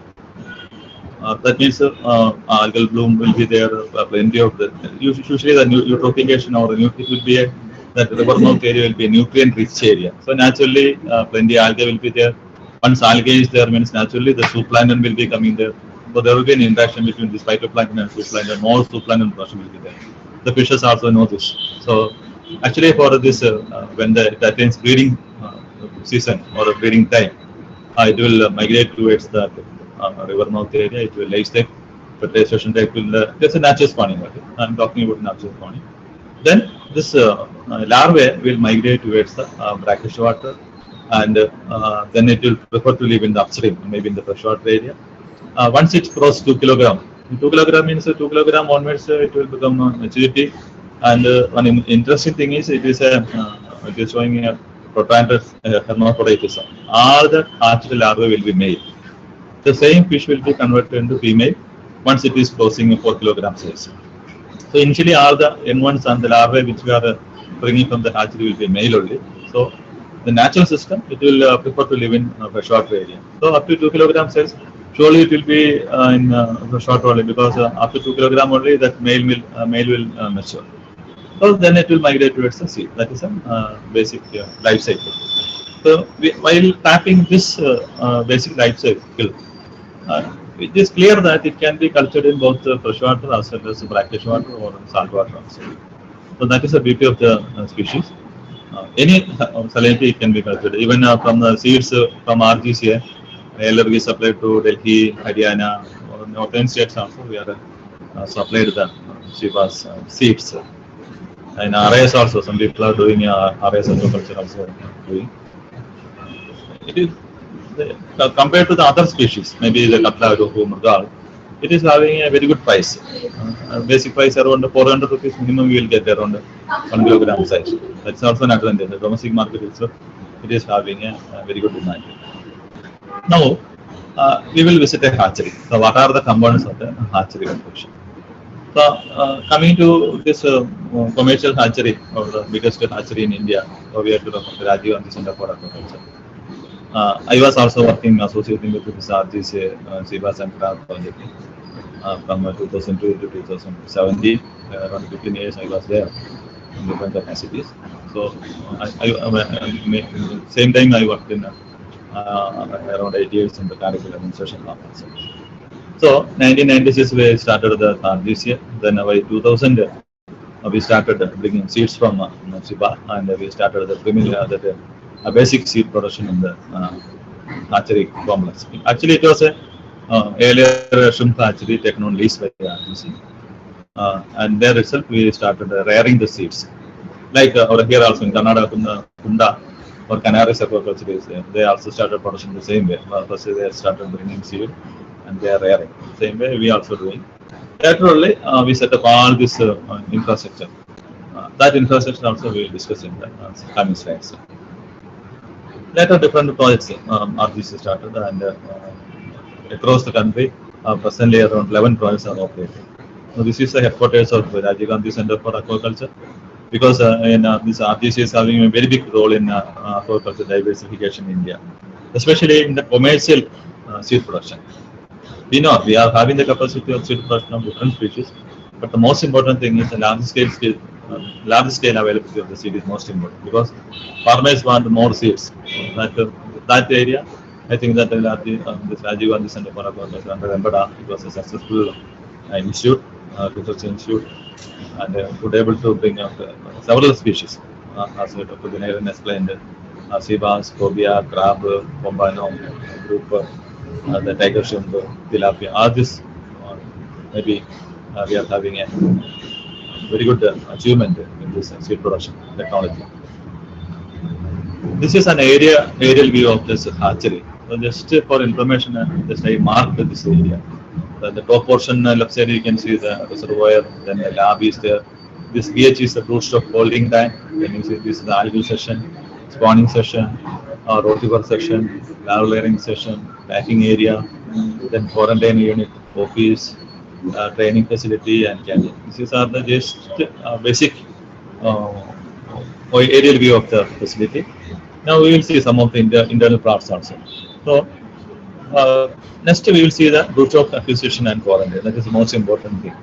So coming to the broodstock acquisition, what we are doing is we will tell the farmers who are engaging in sea bass collection. So we want some brochure. So generally from 2 kilogram above, we will collect the fish from the natural wild. Because when they are collecting the fish by hook and line, immediately they will inform that one series we caught here. Then they will keep in the water. Maybe they will collect by hook and line. They will be tying it through the gill and mouth, and it will be tied to some stone or near to that water body itself. They will be tying there.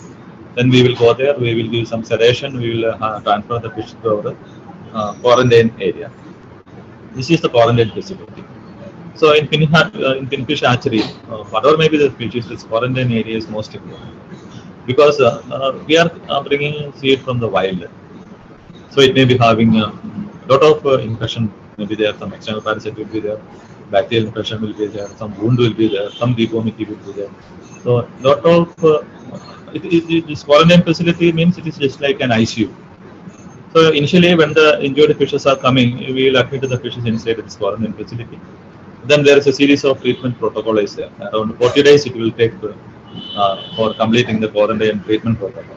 The first basic thing, there is no heavy chemicals or heavy materials or antibiotic or nothing we are using. This is just some management techniques. A simple example I will tell you. For you see that most of this parasite, maybe this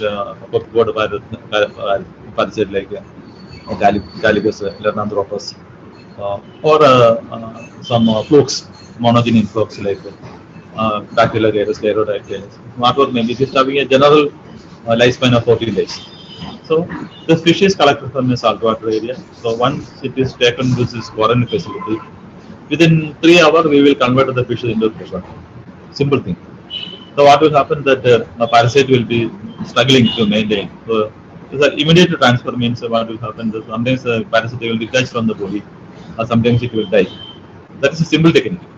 So another 14 days it will be kept in the fresh water. So the life cycle cannot be completed by the parasite. Meanwhile, there is some basic antibiotic like OTC, tetracycline. Some heavy injuries are mentioned, some OTC treatment will be. Then some based on the flukes, some then fluke control medicines are available.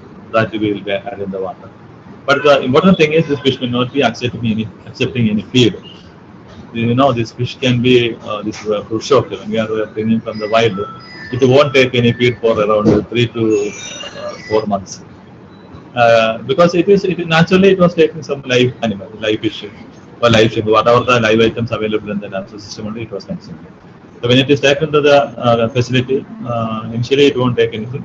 Then slowly we will introduce some live fish. Then we will give some frozen fish. Then we will give some artificial feed preparation for the food. So that is a protocol we are following in the quarantine facility. You see this is the photograph of the feed, so fish brought into the quarantine facility. A lot of injury will be there. Scale loss will be there, some bacterial infection will be there, reddening will be there. After completing this 14 days of quarantine period, it will become almost a clear fish. There won't be any problem. Basically, that won't be there. And during this time, we have to take the animal for tagging, mainly for tagging, cannulation, certification, assessment of gonadal maturity. All these things we will do after this quarantine period. The first thing is tagging. Why tagging? You know, this you see that photo, all the fishes are looking similar. We cannot distinguish the fish whether it is a male or it is a female, or this fish is collected from Andhra Pradesh or it is from Tamil Nadu or Kerala. We cannot distinguish visibly. So for that purpose, we have to tag the animal. And you know the different type of tagging materials we are using in RDC. This is a metal-headed dart tag. Metal-headed tag means this metal piece will be inserted in the dorsal muscle, and you can see after insertion of these metal pieces, initially some injury will be there. We will apply some betadine ointment or povidone ointment. Then naturally it will become cured. You can see this photo that tagging. This is you can see the visible tags, and that orientation you can see here. This is a red, blue, yellow, like that. Some specific orientation will be there. So initially red means it will be a male fish. Initially green means it is a female fish. Like that. Some data we are maintaining. So second thing is a microchip. That is a PIT tag, a passive integrated transponder tag. It is just a microchip only. In this tip of this needle, this microchip will be there. You can see these are the microchip. So this will be injected into the again to the dorsal muscle. And there's a scanner is there. When we are putting on the scanner on the dorsal side of the fish, immediately that number will come. You can see here 456737766. Like our SIM card number or mobile number, individual identification number will be there for each fishes. So based on the fish, we will have a detailed chapter from where it is collected, what was the condition, how much weight was there, whether it was a male or female. All this data will be recorded, and we will be keeping for a continuous observation and continuous assessment of the fishes. And recently we started using this visible implant blastoma tag, VIE tag. This is actually a colored dye only. This dye will be injected either into the near to the eyes of the fish, or in the dorsal fin, or in the tail fin, somewhere, some muscle area we will inject it. And there is some specific torch is there. When you are putting this torch, this color will be lighter. You can see there is a small bit of video is there. You see, when the light is switching off, you can see the color dye in a brighter way. Now, induced breeding of fishes. So, these fishes are naturally collected and it is brought in the shape. Whether the fish will breed in the pond, some question people are asking. It won't breed in the naturally. It won't breed in the pond. If you are rearing up to 4 kilo, 5 kilogram, it won't breed. Two things. It requires some water quality parameters. Salinity should be more than 29, 30, 35 should be salinity. Temperature should be around 29. Then ammonia nitrate pH should be around 8. Ammonia nitrate should be 0. Then most important thing is the water depth. For maintaining the sea bass brood stock around 2 meter water depth also we have to maintain. Generally, that the sexual maturity will be there. The first thing is we are having the fishes, but we don't know whether it is a male or female. So we have to insert a catheter, a small soft cannula inside the genital opening, and you have to see whether egg is coming or the sperm or milk is coming. If the egg is having around 400 micron, it is a female fish. It is a confirmed. It is a matured female fish. This is the catheter we are inserting. This is the photographs of catheter insertion. And if it is a male fish, you will get a thick milk. You can see this photo. Thick milk will come out. And if it is a female fish, you will get the egg. That egg we will be measuring under microscope. If it is around 400 micron, this is around 390 micron. 400 micron is there. It is a matured fish. This is a cross section of it. This is the for female fish. It is having a separate urinary opening, genital opening, and bottom side of this is anal opening. Male fish, the urinogenital opening is a common opening, and the last one is the anal opening. So while inserting the catheter, there should be some practice should be there. There should be some expertise should be there. Then only we will get exactly the milk or egg. Otherwise, sometimes we will be getting urine only. And once the fishes are identified, male and female, the quarantine period is passed. Then the fishes will be transformed into. We will shift the fishes into the broodstock holding tank. This is a broodstock holding tank of Rajigan. This is the aquaculture. And you can see this is under a round area. This is the tank. It is having a 25,000 liter, 25 ton capacity tank. And this rectangular tank is a biofilter. And this vertical is a foam fraction or a protein skimmer. Why these are requirements? The fishes should feel that it is in the natural system. There won't be any changes in the salinity, temperature, or water quality. So always we have to maintain an optimum condition. Then only fish will feel that I am in the sea, and it will be ready for breeding. So then only we will get an year-round protection. That's most important thing. So when we are setting up the hatchery, you know this is a natural spawning season of the fishes. Maybe it will extend generally maybe in the Tamil Nadu coast or Eastern coast. It will be coming from May to September. So that will be the natural spawning season. But we want to seed for the other 6 months also. November we have to get seeded, December also we have to get seeded. So according to different condition, maybe the climatic condition also, maybe in the Tamil Nadu area, from November onwards the rain will start. December, January, everything, cool climate will be there, temperature go down. So what we have to do? We have to attach one heat and chiller unit also. Always the temperature should maintain constant. So, these are all the infrastructure facility required to maintain the broodstock. So it's a maybe comparatively it is a costly affair. all this water quality parameters we have to maintain. Then only that extended period of maturation or this fish will be ready throughout the year. So these are the components of recirculatory aquaculture system for maintaining the brood stock. Recirculation system should be there, quarantine protocol should be pakka, and of course biosecurity. Once the fishes are transferred to this brood stock holding area, again some infection coming in, which is very difficult to manage. Because when the fishes are transferred to a biosecured area in a brood stock holding time, again it is getting some flukes or external parasite or some protozoan, some itchy parasite or Plutocarian irritants, some protozoans are there. Such issues coming means the whole system we have to disinfect it. That is why this one brood stock itself may be costing maybe more than 50,000 rupees or 1 lakh rupees. Because it will take around 3 to 4 months to condition the fishes in the hatchery condition. Again, we have to maintain the fish up to maybe up to 8 kilogram size. We have to maintain the fish. Once it is from 4 kilogram onwards, the same fish will convert into female. Then 4 to 8 kilo, that fish will be in the female condition. So continuously we have to maintain brood stock. Then only at any time fishes will be available in the hatchery. For example, the RGC itself, I think that more than 150 to 200 fishes may be maintaining, the brood stock may be maintaining the hatchery. So, suppose we want to start more hatchery, there is some option is there. All hatchery people need not maintain brood stock. Of course, some maybe a common facility is there, a brood stock bank is there. Of course, that is there. There only the problem is India is facing. China is having more than 95 species. India is still having only less than 20 species only. So that makes more species we cannot add to the aquaculture system. Still, our whole aquaculture operation is depending on the Vanami only. So tomorrow something is happening, it will be a serious issue. So there should be some common brood stock bank facility where we can get matured fishes like sea bass, cobia, pombano, snapper, grouper, or even some other species also. It will be wonderful for our country. So all need not set up them because it will be maybe a costly affair. Anyway, we will come to the slides. So these are the components of this extended period of maturation.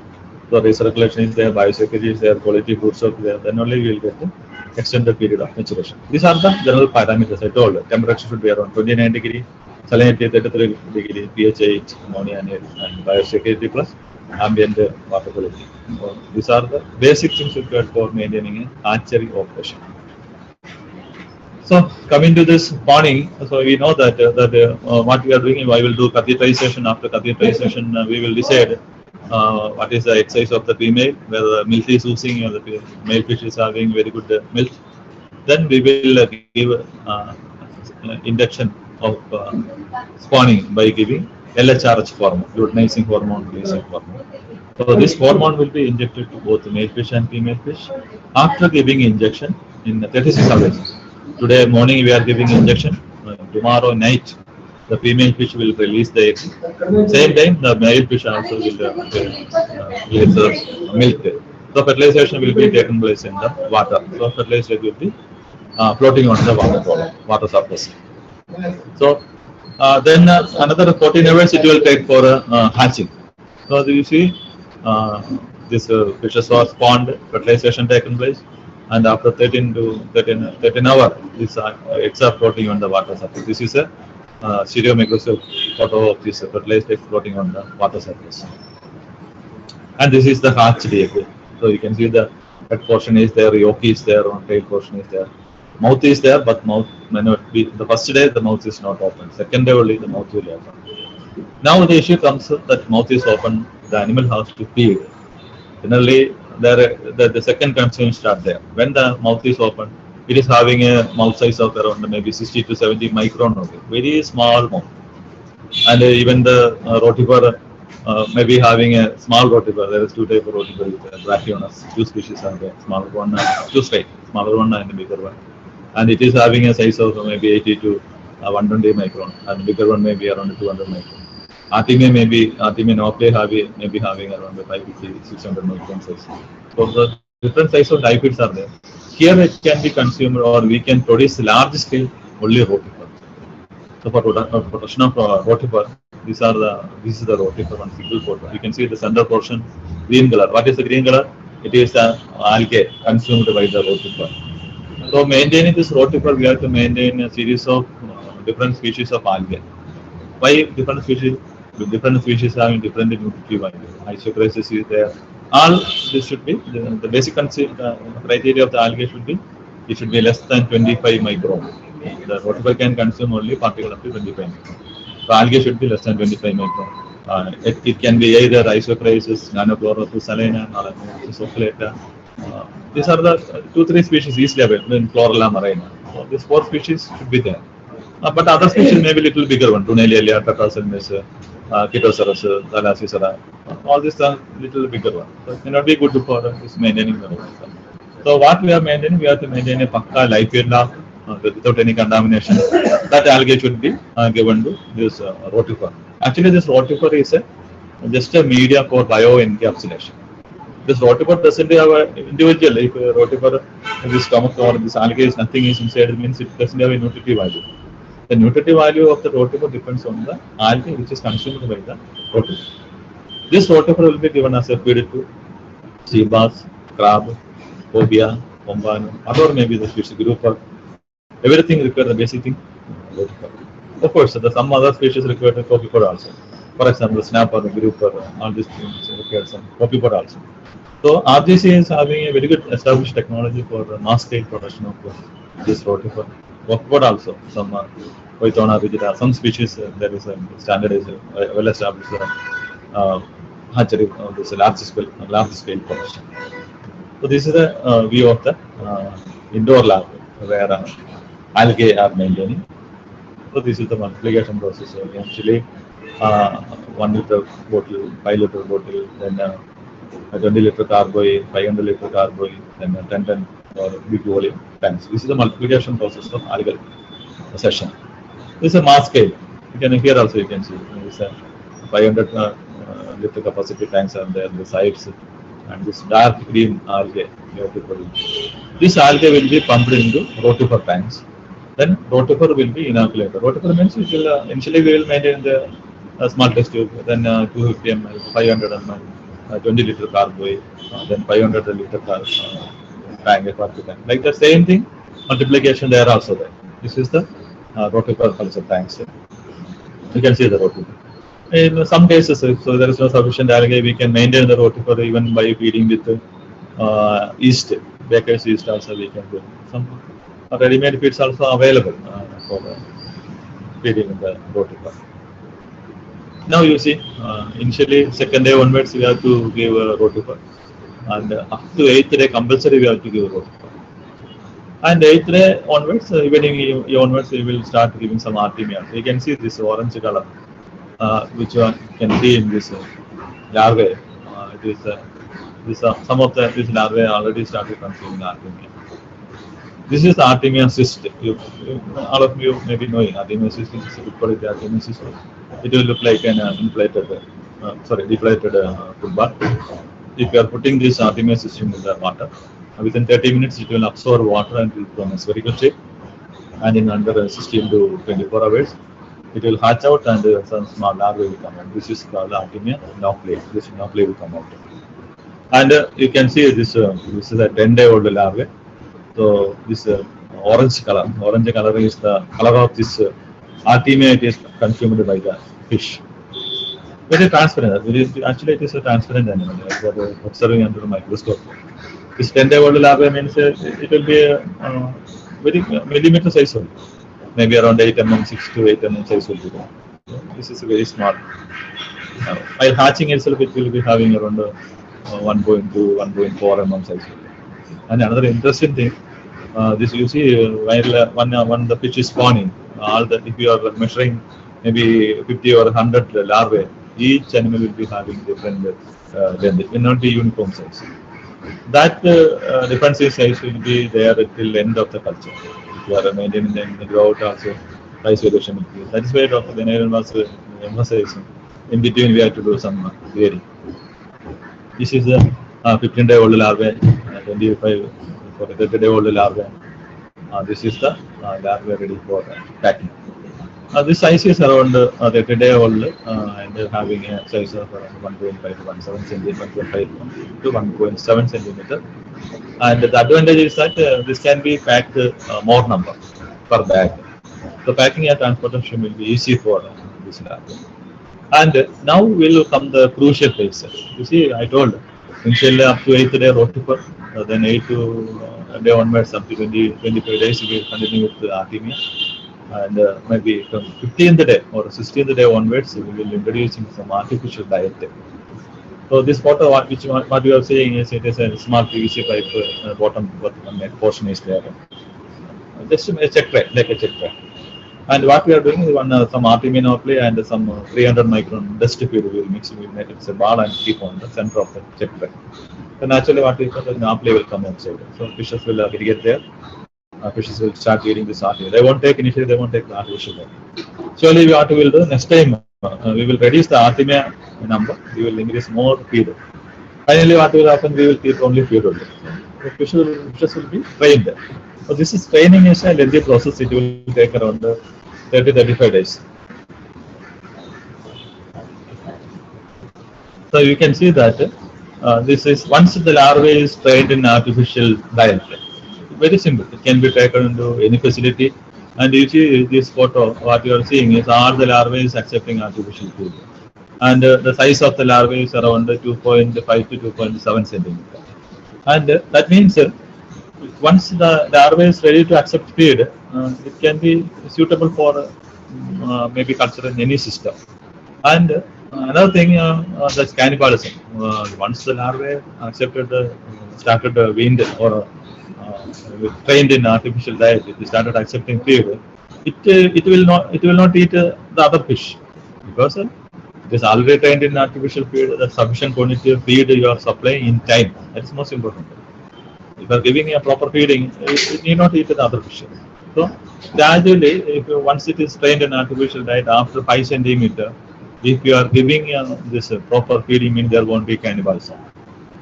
Okay, basically it is a carnivorous diet, but if the larvae is properly weaned in artificial diet, and once it reached, why I am telling 5 centimeter, generally it will take around 35 to 40 days to train the larvae in artificial diet, full training for accepting artificial diet. So by that time the larvae will be reaching around 3 to 3.5 centimeters maximum. 2.5 to 3.5 centimeter. By that time it will train in artificial diet.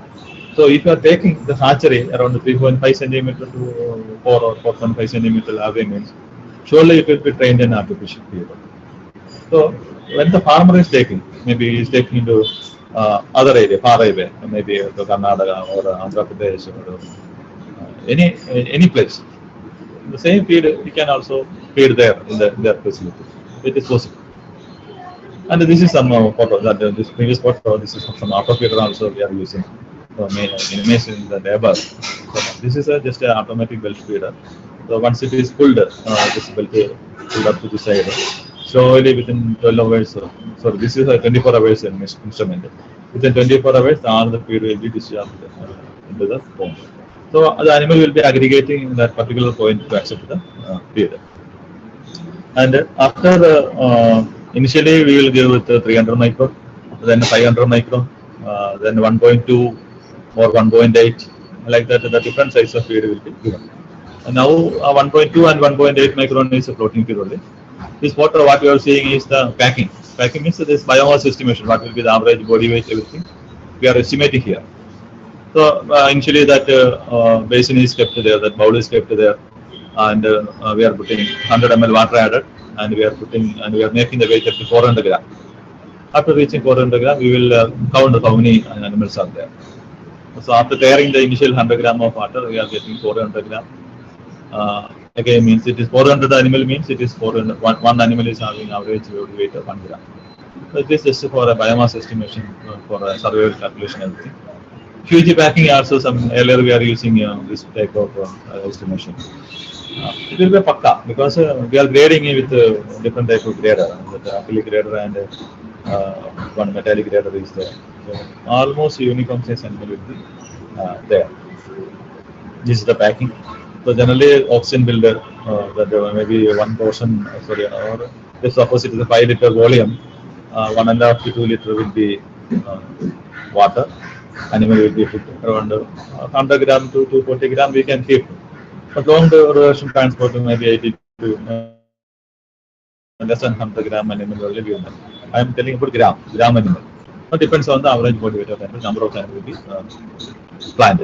For example, recently we are having a very lengthy transportation from Toronto, Rdc projects from Haveri district of Karnataka. So they started packing by 1 o'clock, and evening 7 o'clock the train started from Toronto. Morning 8 o'clock the train reached in Mangalore. From here another 6 hour journey to Haveri.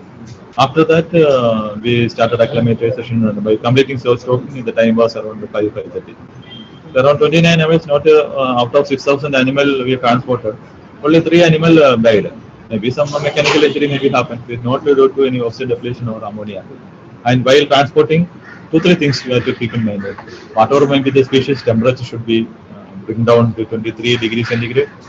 First thing, then some anesthesia we have to add. Then while adding anesthesia and bringing down the temperature, the activity will be reduced. It will be in a calm condition. Then the third thing, some ammonia reducing, ammonia chelating agents are there. Some chemical powders are available. So such powders also we are using for transportation, long duration transportation of the fishes.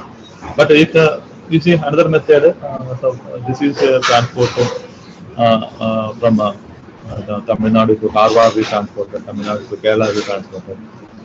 Initially that two thermocol boxes will be, sorry, two polythene bag will be kept in one thermocol box, thermocol lined box, and it can be more than 20-24 hours we can transport easily. Or directly we can keep with AC. This inside view of that vehicle. For backside seats will be removed. Only few seats will be remaining in the front portion. And if the animals are bigger side, again the dorsal spine will puncture the polythene bag, polythene bag, the packing bag. So in that condition, we have to transfer through this water tanks. Stainless water tanks. So whatever means the HDP water tank will be ideal. But the most important thing, there should be aeration. Continuous oxygen we have to maintain, and some extra 4 or 5 oxygen cylinder we have to maintain. At a time we have to give aeration from at least from 2 cylinder. So we have to take precaution. And maybe 1 ton tank we can that biomass or the carrying capacity by transporting. It may be around 30-35 kilo. That ideal will be 30-35 kilo only we have to hold maximum. And some long duration means in between. Suppose the freshwater means we can change the water also. Maybe after the 7 hours, 8 hours, some water change means it will be good. Otherwise, we have to add some ammonia chelating agents. Now we will come to this nursery. So this hatchery we rear the fishes up to maybe 1.5 to 125. Generally, the hatchery means hatchery people cannot rear the fishes up to 20 gram or 50 gram or 5 gram. It will take more time. So the more facility they have to use. So why I told it, initially I told it, at Thailand there are more than 22 hatcheries are there. Hatcheries are there, but they are having nursery rearing units, separate nursery rearing units. Hatchery people will not do nursery rearing. They will supply 1.5 to 2 centimeter larvae to the nursery rearing people. They will take the nursery rearing with artificial diets. Here what is happening in India is it is totally different. The people will purchase even maybe 1 centimeter, 2 centimeter larvae. They will take to, sometimes they will, only rarely some people may be rearing with artificial diet. Most of the people will stock in the pond, which is very fertile with the natural feed. Maybe plenty of natural feeds such as that is small shrimp, doxoni, or some natural copepods. So all what are the plankton, friendly plankton available there, they will stock there. So usually it's a carnivorous fish. If natural fish is there, immediately it will start accepting natural food. Because while feeding with Artemia only, we brought that seed to our pond. We are soaking in the pond. So naturally it will consume on the natural feed, and the plastic growth will be fast also because it is a carnivore. So immediately it will go into bigger sizes, then it will be, they will pack it into these big tanks, and they will make home delivery. Suppose that seed produced in Nagapattanam or Chennai, they will transport to Andhra. Andhra farmers, they will rear it into 10 centimeter. Again, they will pack it and they will send to Kerala or Karnataka. They will supply them.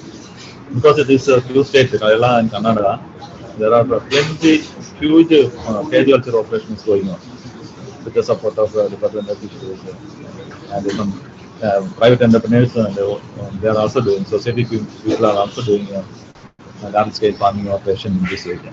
But seed availability again, it is difficult because when the seed is getting from Andhra, it may not accept the pellet feed. That's the most important thing. It will take only artificial, it will take only natural food. So finally, what will do? These people will. There is no option. Pellet is not accept it because it is not trained in artificial food.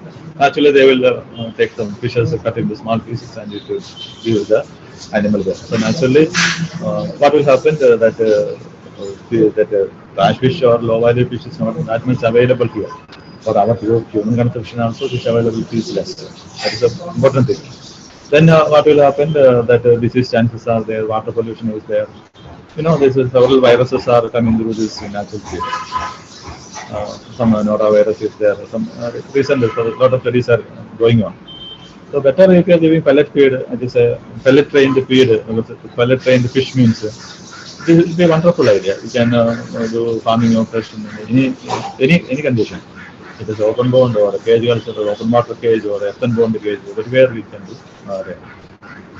The natural rearing means basically maybe 1.5 centimeter to or 5 centimeter larvae or more. For natural rearing.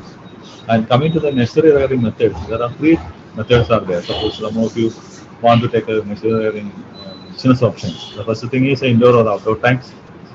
Then smaller ponds, maybe lined pond or without lining also we can use. Then apart from cages installed in pond or creek or but coming to the indoor or outdoor tanks, it is just like a hatchery. All there should be Paka precaution to maintain continuous aeration. There maybe you have to do 4 times water change, ammonia everything you have to control, water siphoning, feeding. All this area we have to be very careful. Earthen bond also it is no problem. Earthen bond means we can directly stock maybe 2.5 centimeter. Because 1.5 centimeter it won't take artificial light.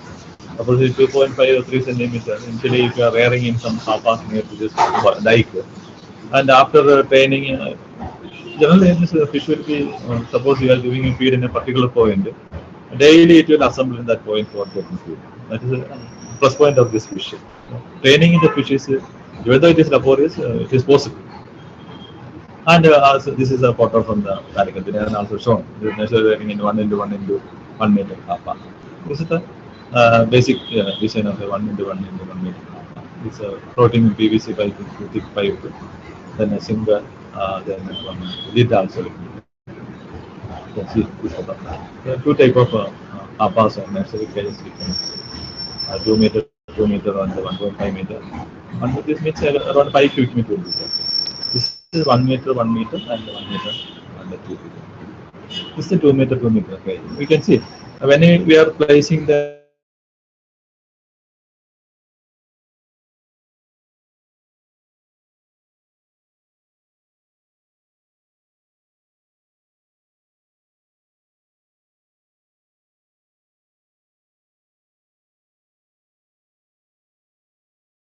single period. After 4.5 only, it will be ready to accept at least 1.2 mm period. So initially, people will be giving only single period, or maybe 800 micron or 0.8 mm single period will be given. So it is more important that when we are giving single period, you see the top of the cage to bottom of the cage there is 1.5 meter. If you are slowly giving means all the animal will accumulate there, it will aggregate there. It is having a shoaling behavior. It will come there and it will take place. So very fast you are giving means within maybe 5 to 6 seconds that the pellet which you are given on the surface will be go to the bottom. Through the mesh it will go to the bottom. It cannot be consumed by the fish. So speed also more important. So especially in the initial phase, suppose you are doing this single feed feeding in the cage means very slowly you have to give. Otherwise the feed wastage will be there. Sometimes it will be clogging on the bottom cage. It will be accumulated in the cage bottom, and if the cage is touching on the bottom, again it will be a dangerous condition. You know that high tensile sulfide, all this anaerobic condition will develop. Naturally, fish will be getting some bacterial infection also. I think that Ramasar also asked one question whether we can feed the fishes inside the cages. Very difficult. At least inside the cage means there is one chance is there. At least we can take out the cage to some earthen tank, or sorry, some cement tank or some pool or something.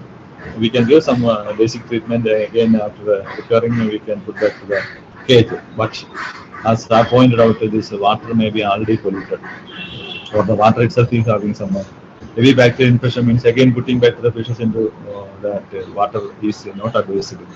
So what we have to do, the fishes we have to take outside, we have to put in the tank, we have to give some treatment. Meantime, we have to disinfect the pond water also. Then maybe after 5 days or 6 days, we can put back the fishes back to the pond. That may be possible. And also another thing, if one fish is getting any infection in the cage, means immediately it will spread to the other fishes also. Some disadvantages are there, but in a sustainable operation, that cage also will be an excellent operation method. That we will discuss in the coming slides. This already Dinesh explained about the catwalk, everything. I am not going to the deep. And coming to this percentage of the feed to be procured for rearing 1-2 centimeter animal to 5 centimeter, that is the most important. So generally, suppose you have some of the participants may be having a plan to go for an exterior rearing. How much feed is to be purchased? So these are the size of the pellet may be available: 0.5 mm, 0.8 mm, 1 mm, 1.2 and 1.5. Generally, this I think that this breakup is for some imported feed like scraping. And now that feed available here, we tried all of the feeds. We imported the feed from Ridley, scraping, then CP. Yeah, imported feed only. Then the local feeds, Paradelex and Godrej, then Grovel. All these feeds we tried. And Unipresident also we tried imported feeds. So each company may be having different feeds. But we should be very careful. We cannot use any tilapia feed which is having 29%, 28%, or pangasius feed to sea bass. Sea bass we get high protein, 42% or 45% should be there. Fat should be around 11%. Should be. That should be very careful. So, different feed company will be having different size. We used our demonstration. Presently, one of the demonstrations going on. We are using Grovel feed. This is available here. Some other splitting also available, some imported feed. Cost is little difference may be there, but FCR also you have to see. Imported feed, especially that Australian feed we got earlier, Ridley and splitting, these are very good performance. But we have to see our economic side also, that we will discuss. On the why, what are the conditions the feed may not be acceptance, will not be there. Water quality issues. Pond bottom is not ideal, temperature is very low, maybe below 20 degree or above 29 degree, then some disease chances. The first thing, the fish will stop accepting feed. So whether we can give any treatment through medicine, it is not possible. Whether we can give any feed through any medicine through the feed, it is very difficult for the sea bass, because any disease chances are there, any infection is there. The first symptom, the fish will stop feeding. So, for example, we cannot give any OTC through that feed or anything. Maybe then the basic antidote. We are not advocating usage of any antibiotics, but OTC is another thing. But maybe in the very small stages people are using, but we won't accept it. We stop feeding. That is most important thing. Then percentage of the feed consumption. So generally that small size of around 10 centimeter means it will be having around 12 gram size. 20 centimeter means around 100 gram size. These are the percentage of the feed. Small size animal will require more percentage, 4.5. Even very small, even 6% also will be given for bigger, very small animal. Okay. For example, 5 centimeter. 5 centimeter means around 2 gram size will be there. And around 1 kg, 800 gram, 1 kg size means around 45 centimeter will be there. It will be 1.75% or 1.5. The highest or the bigger fishes can be around 1.5% of the biomass. That is not included in the chapter. So this is the basic feed consumption. Then observation, most important thing, while giving the feed, we should be there. We cannot as our farm boys, you go and give feed. We should be there for observing the animal. That is most important. So then only we can give whether the fishes are accepting feed, whether any condition is there. Because once the fishes are not accepting feed, daily it was we are giving feed. Everything is coming, all animals are coming group and it is taking accepting feed very well manner. But today morning it is not coming for feed.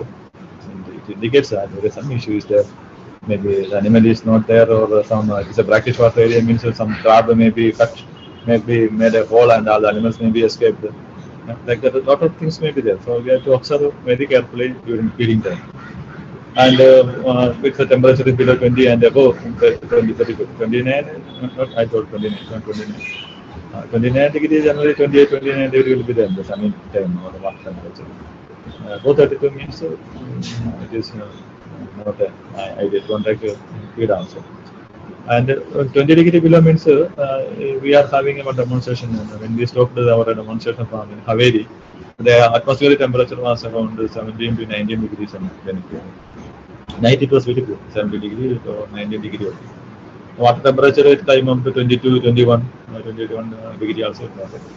Morning feed it will take less, but evening feed or noon time feed it will take very good. So accordingly we have to control the feed, and especially when it is overcast is there, it is cloud is there, or rain is there, means we have to avoid feed, because when we are giving feed, the fishes will be excited. So more oxygen consumption will be there. So especially in the cloudy climate, a natural oxygen will not be there. But of course, suppose we are having aeration facility, maybe up to some extent we can maintain the farm. Then the quality of the feed should be, I told, we cannot give any other species, fungaceous feed or tilapia feed or the cutla or any other promoting feed for sea bass. Then the feed should be consumed within 90 days. We should not store more than 3 months. Then any fungus or moderate feed should not use it. Then automatic feeder, this is not advisable, especially for large type of marine fishes due to observation, because we have to go and observe the animals. Then the Pakka record we have to maintain for this feed. Then only we will get an idea whether the feed consumption increased, biomass, everything we can monitor. Next is the grout culture. Some of the points already Dr. Dinagaran explained, so I am not going into detail. So coming to the cage fabrication, we told that this is a 2 meter or 1.3 meter size PVC pipe. These are the basic things, that floating frame 90 mm pipe, then that lid with the 40 mm pipe with some 28 35 mm mesh size. Singer is 32 mm. The length also it is mentioned there. Then aeration. Aeration is most important. You see, even though it is a cage culture, proper aeration should be there, not only for the fishes, for recycling of the waste, unneeded feed. So natural balancing should be there. The aeration is not only for the fishes, as I told, that bacteria. You see, for example, the general FCR. Somebody asked about the FCR also. Generally, for producing 1 kilogram of fish, we have to use around 1.6. Generally, 1.6 kilogram of feed. 1 kilogram of fish, 1.6 kilogram of feed. So, you know, so it is a 10 ton of production we are making from the farm. We have given 16 ton of feed there. I am talking about pellet food. That means 10 ton of fish, we are another 6 ton of feed. It is maybe going into the pond as a organic waste, maybe pellet, this uneaten feed or fecal matter or whatever may be the metabolic waste, it is coming into the pond. So it should be decomposed by the bacteria, natural bacteria. And all aerobic bacteria are the good bacteria. Of course, something will be there different, but anaerobic condition should not be there. So the natural recycling, proper aeration should be there. And in our demonstration farms also, we are using this aeration for maintaining the water circulation. And especially once the animals are inside the cages, means you should be very careful. Small animals will be there inside the cages, so oxygen consumption will be heavy. And suppose the cage sides are clogged, maybe due to algal deposit or something, it will be a dangerous condition. So it should be very careful. And but in this open pond, when it is released, I mean, somewhat it is a safer side. This is a view of our demonstration. It is not now. It is in 2008. The Karnataka demonstration from where Dr. Dinagaran is represented. You can see the different type of catwalk. already he explained the catalog around 8 stretches of pond were there. That time we harvested 12.4 metric tons of fish from 120 cages. So each cage around 100 kilogram of fishes we are maintaining. 100 kilogram fishes means average 20 kilo per cubic meter. 2 meter in the 1.25 or 1.3 meter means 1 kg is 5 cubic meter. In 5 cubic meter, 100 kilo. 1 cubic meter, 20 kilo. In cage culture operation, the ideal maybe in earthen pond means ideally around 12 kilo per cubic meter is safer side. But we can go up to 20 kilo also. In the open pond or open water cage farming system, 20 kilo or 25 kilo per cubic meter also that is possible.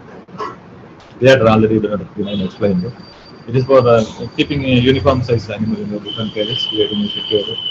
And only thing when we are putting high density animals inside the tub for bearing purpose, we have to provide oxygen. Otherwise, animal will die. Once the oxygen depletion is happened, animal will become reverse means surely fish will be die. It is irreversible. Oxygen depletion, the fishes are very sensitive to oxygen and ammonia. So you should be very careful on treating the fishes. Once the animals are bigger one, even we can grade manually also. You see, by after giving some sedation, we can separate the animal according to the size, bigger one and the smaller one. This is a video from our own Rdc Emperor take one demonstration in Saliamangalam, Tanjavur. That time this video. Pellet I told, all cage farming operation, whatever may be the species, we have to give only protein pellet feed. Especially for sea bass, you know, the mouth is upward. You just see from the ice, some pellet is floating or is coming from the surface, or it is floating on surface, consumption will be easy. First thing. Second thing, the number of particles will be more in the protein feed. For example, 100 gram single feed and 100 gram protein feed. 100 gram single feed may be contain 100 particles. 100 gram protein feed may be contain 250 particles. So sea bass is a voracious feeder. One fish may be taking 2-3 pellets also. So that is why there will be competition. If the size variation is there, there won't be cannibalism, but there will be competition. Will be there. All the bigger fishes will go and pick the fishes. Smaller animals may not get feed. That is why we are telling for a cage farming operation, initially you have to keep the animal inside the cages. We have to rear up to 100 gram. 20 gram onwards we can show, because 20 gram means it will accept around 1.2, 1.8 or 2 mm pellet also. 2 mm above it can accept 3 mm pellet also, it can consume. But at least 20 we tried, we have done a trial already. My deputy director Premdev sir told about one of the trial we conducted in Kundapura. It was an excellent demonstration program. And that animals in the 20 gram only be released in the pond. Anyway, that will discuss. This is a review of the demonstration farm. And the feeding means initially we have to give singing feed. Slowly we have to feed the animal.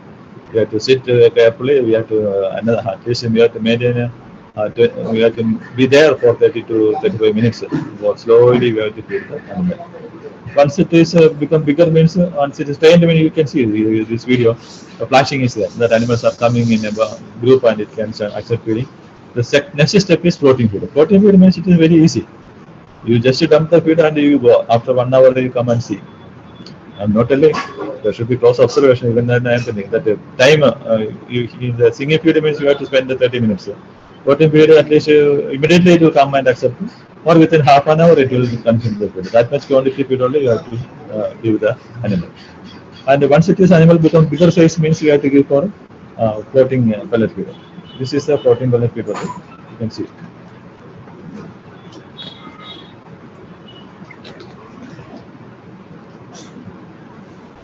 So it is very interesting. So the animals are initially reared to 20 to 100 gram size. Then if you are stocking in the cages, initially nursery phase is up to 20 gram also okay. Then it will be easy for transport. Suppose some of you are doing a nursery culture, better you rear up to 20 gram. 20 gram means it will be very good size also. Then you can take it to anywhere. You can transport also. Now this biomass I told. People will ask how much biomass we can maintain. This is a this you see I told 1 cubic meter we can maintain 20 kilo biomass. You see these all the fishes are 1 kilogram size. Means 20 fishes we can maintain in 1 kg. Suppose the fishes are 500 gram size means 40 fishes we can maintain. The total biomass even then it will be 20 kilo. Then suppose it is 250 gram fishes means 80 fishes we can maintain. So total biomass will be 20 kilo. So when we are stocking, generally what we are doing is, suppose it is a maximum, you see this as per this 20 kilogram is a biomass. When we are shifting the cage or when we are going for a cage washing or a cage replacement, maybe each cage will stock with 15 kilogram. When maybe in another 2 weeks it will reach 20 kilogram. That time we will harvest or thin out the number of the animals into other cages, empty cages. Like that we have to manage it. Already told that monitoring will be easy if the fishes are inside the cages. So, cage monitoring will be very easy. So in between, once in a crop net, we can see take some fishes, and we can observe the weight that how much weight is increased. Everything will be easy for if animals are inside the cages. Harvest also very simple. Dr. Dinakaran was also explaining, he 3-ton fish he harvested within 3 hours with 5 people. It is possible. You see this video also. Only 2 people is sufficient for taking out the fishes. And the fishes, people can transfer the fishes. And here you can see the fishes are we are putting into. Here is some anesthesia we are putting. Suppose we are putting in the slurry ice or the directly ice means the fish quality will be good. These some of the photos of the demonstration from program we taken in this class. Already our members are explained about this one. You can see. This is actually exactly that culture duration. You can see October to June, 8 months culturally. And this stepwise photos I can show you. 12th October 2020, we taken the seed from MAC, our multi-species aquaculture center in Karnataka. And 13th October we stocked the animals, and all these animals are around 425 to 5 centimeters, and each cages with 1,000 numbers. More than 1,000 we can stock it, but as it is a small animal and for safety side, because it is a from here around 100 kilometers away the demonstration site. For safety purpose we stock less number of them, and acclimatization and stocking. Then after 14 days we made some observation how much length is increased, and we take out some animal, we will give some sedation, and we will measure the animal, how much length is increased, what is weight increase, everything measures. Meanwhile, we conducted two training program there. This is one training program. This is the farmer representative. His Sannama was the farmer. His son Dinesh is explaining to the trainees what the process we are doing. Again, that cage shifting, new cage replacement, everything we have done. And December, this was weight 26 gram.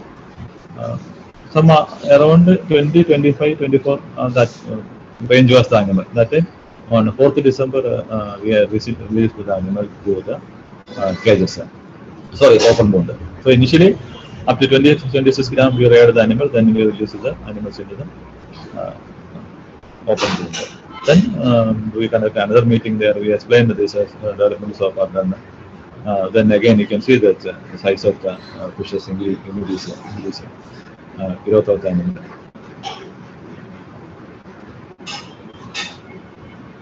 And 19th January, again sampling on 15th April, 44, 800 gram, and 2nd June. And by 16th June, we completed the harvest. Completed means around 3-ton fish we got it, around 12 lakhs. Around here, the advantage is that Goa market is nearby, so marketing will be very easy for Karnataka. Local market 450 above is there. Very good scope is there. There is a local demand, more demand is there, the price is there, means market will be very easy. This is some of the basic economics. This is exclusive for our demonstration economics only. Some people ask about the economics or sea bass for 1 acre area, or 1-ton production. And these are the total expenditure around 5.78 lakhs we have made. And seed sold out, the total produce sold out for around 12 lakhs. So around 6 lakhs he got profit. And there here FCR also very low. FCR was less than 1 only, 1:1 only. Because actually there was one scarcity of some feed when we are using. We are noting Earlier we started with the grower feed. As per proposal, we thought that we will use another feed, unipercent feed, but some scarcity product getting the feed. So by that time, what happened? Some grower feed we arranged from some gap feed, some little gap feed. That time, actually, even though we stopped in October, by July itself we start pond preparation. We filled the water and a lot of natural animals. Natural animals means plankton was there, then natural boxoni, monodon, everything, plenty animals was natural feed was plenty available. But when the scarcity came, we reduced the feed around 35 to 40% feed reduction was there for around 1 week. So what happened? This animal was really hungry. They started grazing on all these other items outside. So finally, we got a very good FCR of 1:0.85. Coming to the now we will discuss about the open pond. Now, open pond means I told you, a small pond means harvesting will be easy. Then 1.5 meter water depth should be there. Better you get annual up to 100 gram, maybe minimum 20 gram. Then we release into the open. It will be easy. This is the seed transport I told you, around the long duration transport. Then I will transport from Trivandrum projects to here. Then it is the acclimatization, initial measurement. You can see that feeding. Feeding is very interesting initially because these are all totally trained larvae you are getting from the hatchery. It will be very easy for maintaining. Then once it is reached around 20 gram, maybe once in 10 days you have to shift to the cages, because initially we are using around a very small mesh, around 6 mm mesh or 8 mm mesh only we are using. So you can see here also. You see here this net is black color is there. That is not good. Here some area that pond water is not there 1.5 meter. The net is having that bottom, that corner is bottom is touching, because when they are putting the single frame, it is in a because it was not in a horizontal line. Some side it was more depth was there. The single frame is not placed properly. It will touch on the bottom. So like that you can see this photo also, the corner it was touching in the bottom. So it should not happen. Always if you are maintaining 2 meter water, it is good, very good. At least 1.5 meter or 1.3 meter kg we can place there. And this is the shipping. You can see around 20 gram animal we are placing there. So this is an ideal size for stocking. Of course, if we are doing cage farming, in between you have to go for the cage washing. All these are some little laborious work. Cage washing you have to do. Then once it is released in the open area, means it is very easy. You can see this is a small little feed barrier. You see this fencing, it is not touching the floor. Only the initial 20 centimeter from the water surface it is there. So all the animal will be aggregated here, and feed will not float away. This is just like a feed barrier only. And you can see this feed in our farm. So initially, if you are making this noise, all the fishes will be coming to this particular area. Then if you are feeding the floating feed, you can see the fishes will be enjoying like anything.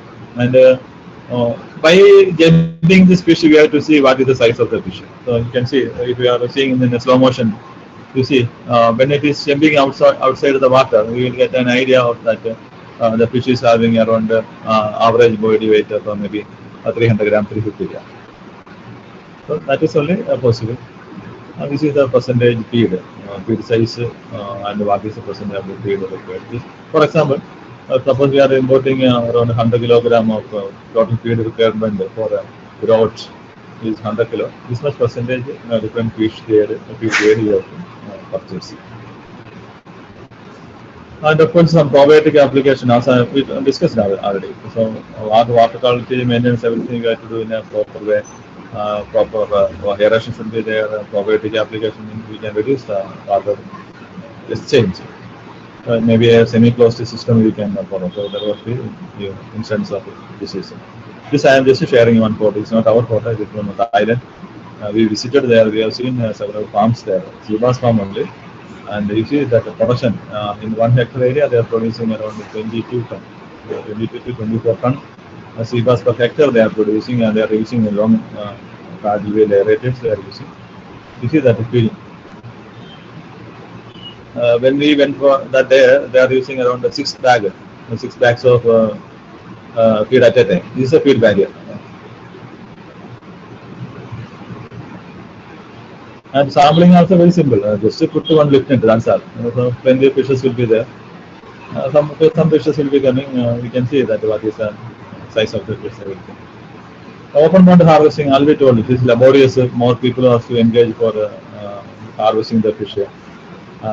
But it is not guaranteed how much fish will be coming in one haul. Sometimes it will be 300 kilo, sometimes 400 kilo will be coming. You see.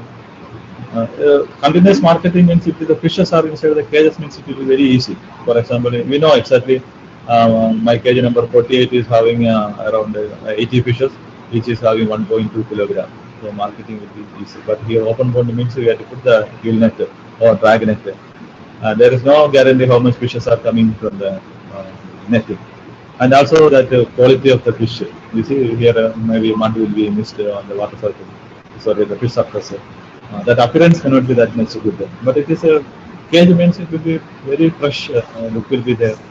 And the appearance will be less. Very excellent if it is a cage harvest of fish. Then coming to the disadvantages of the open pond, some differential work is I told that the competition will be there for food. So always there will be size variation will be there. And feeding may not be excess feeding. And growth monitoring will be difficult. Some disease is there. Sometimes we also faced some issues. Sometimes some dead fishes will be floating on the water surface. We don't know exactly what's there. Sometimes some parasite will be there. Sometimes some cold parasite will. Sometimes fruits will be there. Especially when the salinity is go for 37 dBT or 40 dBT means not ideal. Then the stock position assessment will be difficult. Then just a lab-oriented harvest is there. Fish also will get damaged during harvest. Of course, we have to go for some value addition. For coming to the marketing side, better we have to go for some value addition. For ready to eat or ready to cook items are nowadays more demand is there.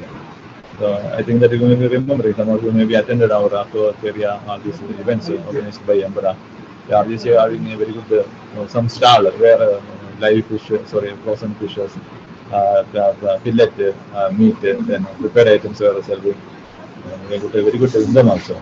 So nowadays, it's our general concept also changed. We don't have time to purchase fish, bring to house, cleaning, cutting. There is no size. Ready to cook means we will be very happy. So accordingly, we have to develop some market there. So even I think that India also some of these companies like Untitled, all other are focusing on this ready to serve, not ready to serve, ready to cook items, and some ready-made items also they are ready to consume item also they are serving. So like that, something you have to plan. This is one trial we have done through Karnataka exports. To for earlier, they made this fillets, 1,000 fillets, 1,000 pieces, and sent to abroad.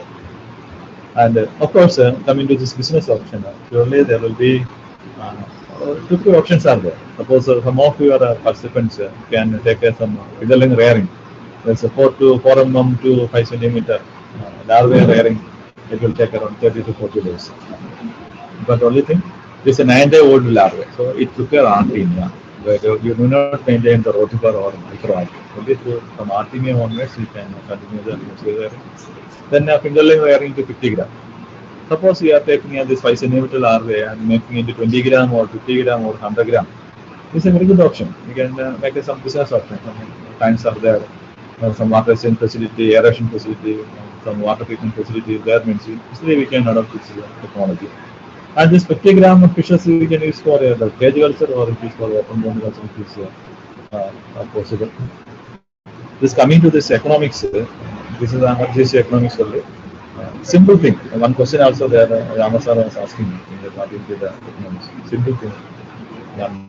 1 kilogram of fish, what will be the cost of production? Presently, the price of the feed, generally, basically price of the feed is around 120 rupees. FCR you take 1:1.6. So then some miscellaneous expenditure, others maybe the total production cost of 1 kilogram will be 250 rupees only, maximum 250 rupees. Within 250 you can manage. Then the second thing is FCR management. FCR management is most important thing. I am telling 1.1 is 1.6. Without seeing some literature, it will tell 1:1.2 or 1:1.4. Some of the management methods are not proper, or there is no bloom, or there is no natural thing. So, because even though this, we are rearing the fishes with artificial feed, there should be natural environment should be there. The fishes will be in stress, there will be high ammonia, there is no algae or no bacteria, nothing is there for consuming the fecal matter, everything. You see, a simple thing, hydrogen sulfide. Because all the feed, everything is depositing in the floor, and that hydrogen sulfide is very dangerous to this fish. So like that, if we are having a proper management techniques, surely that expenditure can be limited to 250 rupees per cost. And if we can, okay, that initial expenditure for cage farming will be little more, but continuous operation we can, throughout the year there will be fish will be available. So when maybe today you are soaking, after eighth month onwards we can remove the bigger fishes. Next month also you stock another batch in 3 cages. Again another 3 months after next month another 3 batches. Like that continuous production, bigger one will be removed. Like that we operate in Rdc farm itself around 3 years. Same water without draining the pond water we are using. This is possible. Only thing we have to maintain water quality. Water exchange we are doing once in 20 days only. Some natural seepage was there, 5 to 7 centimeter natural seepage is not there. Then water exchange once in 20 days we will do some water exchange and we will do it. Probiotic application every week we are applying for it. It is possible. So this is some general photos only. Not going into deep. Saying is very good way. This is without open water cages. It is possible. And this photo is from Kerala. Maybe the Kerala is the first state that started open water cage farming earlier, maybe in 10-12 years back. The Thrissur district, the Kottapuram Integrated Development Society, PITSO, they started this cage farming operation. This is the harvest. We supplied this. We are supplying the sea bass cages for all these programs, universities, research institute. We are supplying the cages. This is our own cage farm, open sea cage farm in the Muttam, Kanyakumari area. Harvest is there. Of course, this is from Kundapura, our area, Karnataka. You see, there are maybe around 200 to 15 farmers are doing cages. This whole backwater area, plenty of cages are there. There is another area, Rupunda. So 2 areas, plenty of cage farms are there. But fishes, not only sea bass, they are using the wild snapper also. They are using sea bass also not available from they are getting from Andhra only, from other state only. Coming to this cage farms advantages, land saving. If we are going for open water cage farming, means this land saving. Electricity is not required. Natural coverage there means water quality, everything will be taken care of with spring tide and neap tide. Then yield will be comparatively, we can go for a little higher. I told you 20 kilo per cubic meter is ideal, but we can go for even more also. Then females are, if disease cancer comes, it will be spread immediately. Then trash fish, several area people, if you are taking the whole culture scenario of sea bass, majority of them are using trash fish only or live tilapia. I visited several farms in the Bhimaram area also. But now these farmers are telling, so we want to shift from trash fish to pellet feed.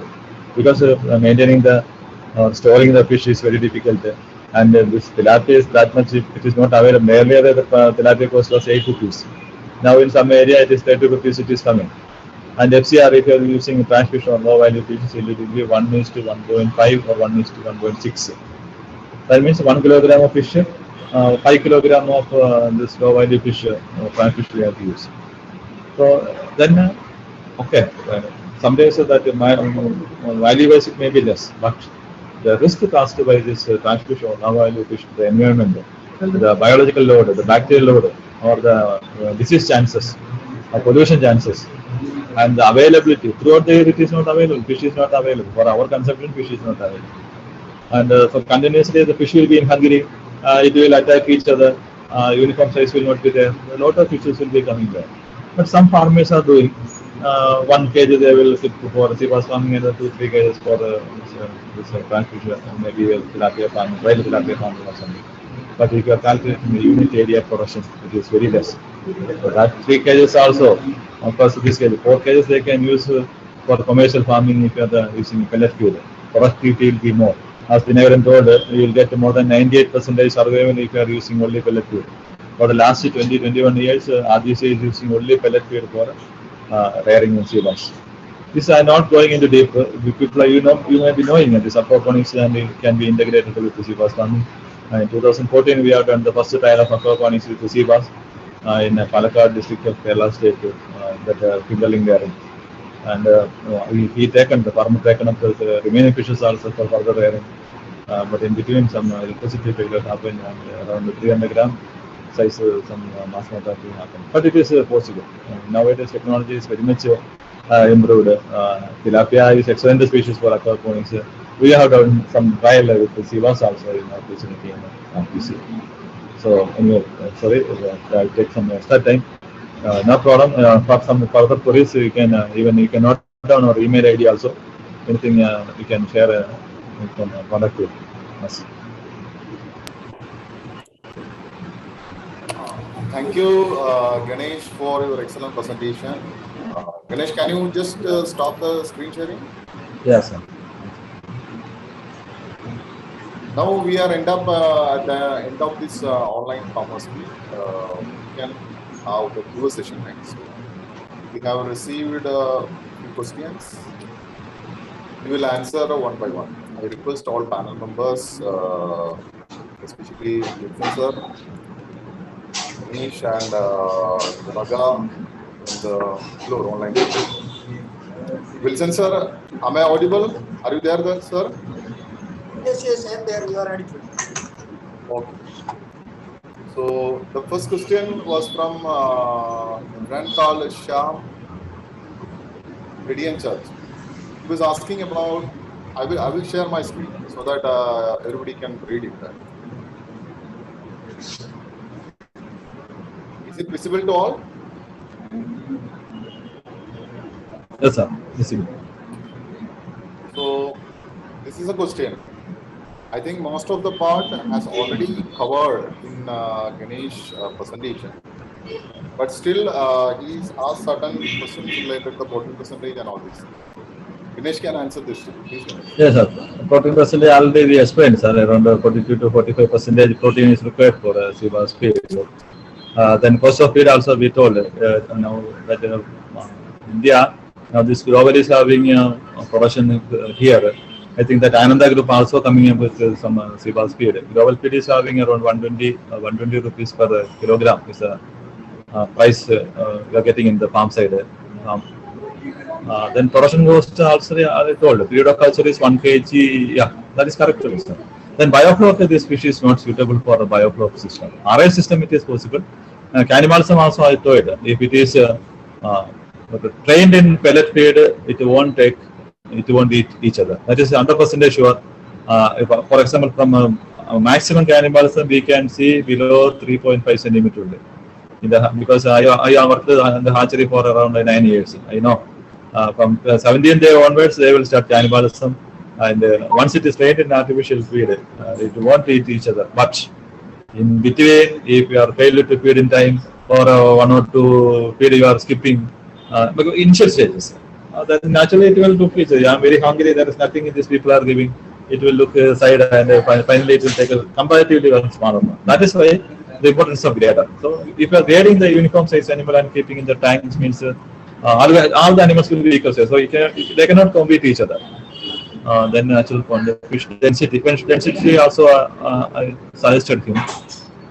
Meter cube, we can go around 12 to 20 kilo per meter cube. Optimal level, of course, salt water it will come around 4.5 to 6. Sorry, 4 to 5 ppm. Fresh water it will come up to 7 ppm. That is normal, sir. Everything is as usual, like any other farming system, like Panami. You can easy same thing only. Pond preparation, everything we have to do. Only thing in the brackish water area, we should be very careful if you are doing cage farming on the crab. Crab will make a hole, and sometimes the fish will be in the outside only. And one question was there: what about we can do crab and sea bass together? I'm coming to that. Crab and just finish this thing. Then alkalinity, everything, maybe around 200, 170 to 200 alkalinity. Salinity also 0.2. I think that everything we discussed now. It is discussed already. Discussed. So thank you, Ganesh. Shyam, I think got a better idea of what you have asked and a satisfactory answer you must have got.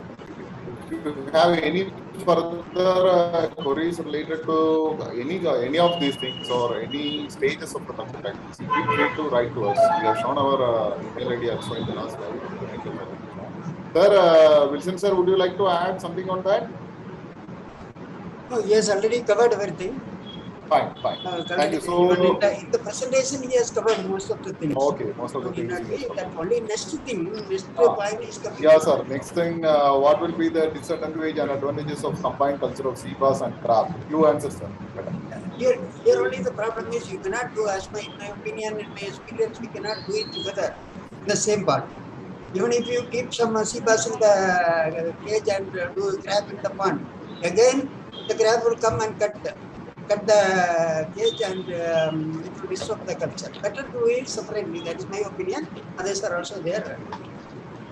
Yeah, Gunagaji.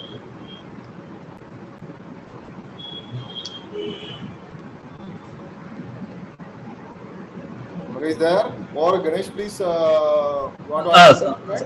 Yes, sir. If it is a cage farming, cage and sea bass in cage and crab outside is not ideal. But in the pond itself, suppose he can make a pen, maybe a separation, net fencing in the center, one side crab and one side sea bass, it is possible. But the thing is that if the crab is red crab, means it will penetrate below the pen and it will come here. If it is a green crab or silacerata, there is no issue. But combined culture, I think that Mr. Vaibhav may be knowing about this, one of the crab integrated sea bass farming done by one Mr. Ilanjayan from Chidambaram. He had made a project with the support of SIBA. They conducted a very good model. He stocked the sea bass and crab in the same pond, but it's open only, so open pond only. And he harvested both because then he planted a lot of mangrove plants inside the pond. So that crab will utilize the mangrove area and the crab sea bass will be living in the water column. So both together, maybe open pond culture you can try. There is no technical issue. But that if again use the crab, we have to feed the animal. I don't know. There will be very competition will be there, especially crab. We have to give trash fish. Sea bass will come and take immediately. Crab cannot take. So instead of taking that much experiment and other things, no? Better if you want to do divide it by a bundle. Just divide it and do it. What Evangeline was doing is inside the mangrove. So the mangrove and it is like a canal system he has done it. That type of experiments I think we need not do because already having a establishment for that. Better if you want to do both, you just divide it by a temporary bundle between and make separate culture. That's the problem. Excellent. Thank you, sir. Again, I think Vaibhav, you got acceptable answer for your question. That depends your level of expertise in the culture. If you are a fresher or if you are a normal person, it is better to do it separately. If you are enthusiastic and you can think that it can be separated very clearly, demarcated, then you can try as a trial what the person from LHA from Tambaram has tried, Chidambaram, right? Shall we go to the next question, sir? Yes. Next question asked by Guruswamy Ramar. Will treatment effective for controlling bacterial infection in cages, cage culture, as the pond water is already infested by the harmful microbes? Question itself is a little tricky. That's something like you're asking that my whole environment is polluted. Can I sit inside the house using AC in a better? So, sir, shall I ask you to give answer? Question is asked by their own person, so he understands the system very well. Yes, sir. Yes, sir. Can answer it. I told, sir, in the presentation also I told, if the animals are affected with the bacteria, one thing we can do is we can take out the bacteria and kept in the tank, maybe for a couple of days, maybe 6 to 7 days. Meantime, we have to disinfect the pond, maybe by bleaching powder or whatever may be the option. Then again, after dechlorination, we have to put back that is the only possible way. But if the fishes are inside the cage, only it is possible. Otherwise, also what Dinagaran told is one outer bag is there. Actually, one treatment bag is there. We can give some treatment there, some ectoparasite or something. But if the pond water itself is totally polluted, means it will be very difficult. The only thing why it is coming, that maybe mainly due to the feeding only. If you are giving pellet feed, the chances of bacterial infection will be very less. If we are giving trash fish, surely it will become after 7 to 8 months, the bacterial infection will come, some reddening will come, some slight mortality will be also be there. If Ramar is online, I would like to have his opinion also. Is Ramar online? Ramar? I think he's online, but we have to unmute his this thing. Let me check it, sir. Let me check it, or he can type it. He can type it. He can type his opinion also. He may be absent by his idea. It will be useful for others also. Based on that only he asked the question. Okay, then we can go to the next one. Yeah. So we will go to the next question. Can you provide economics for 1 ton production?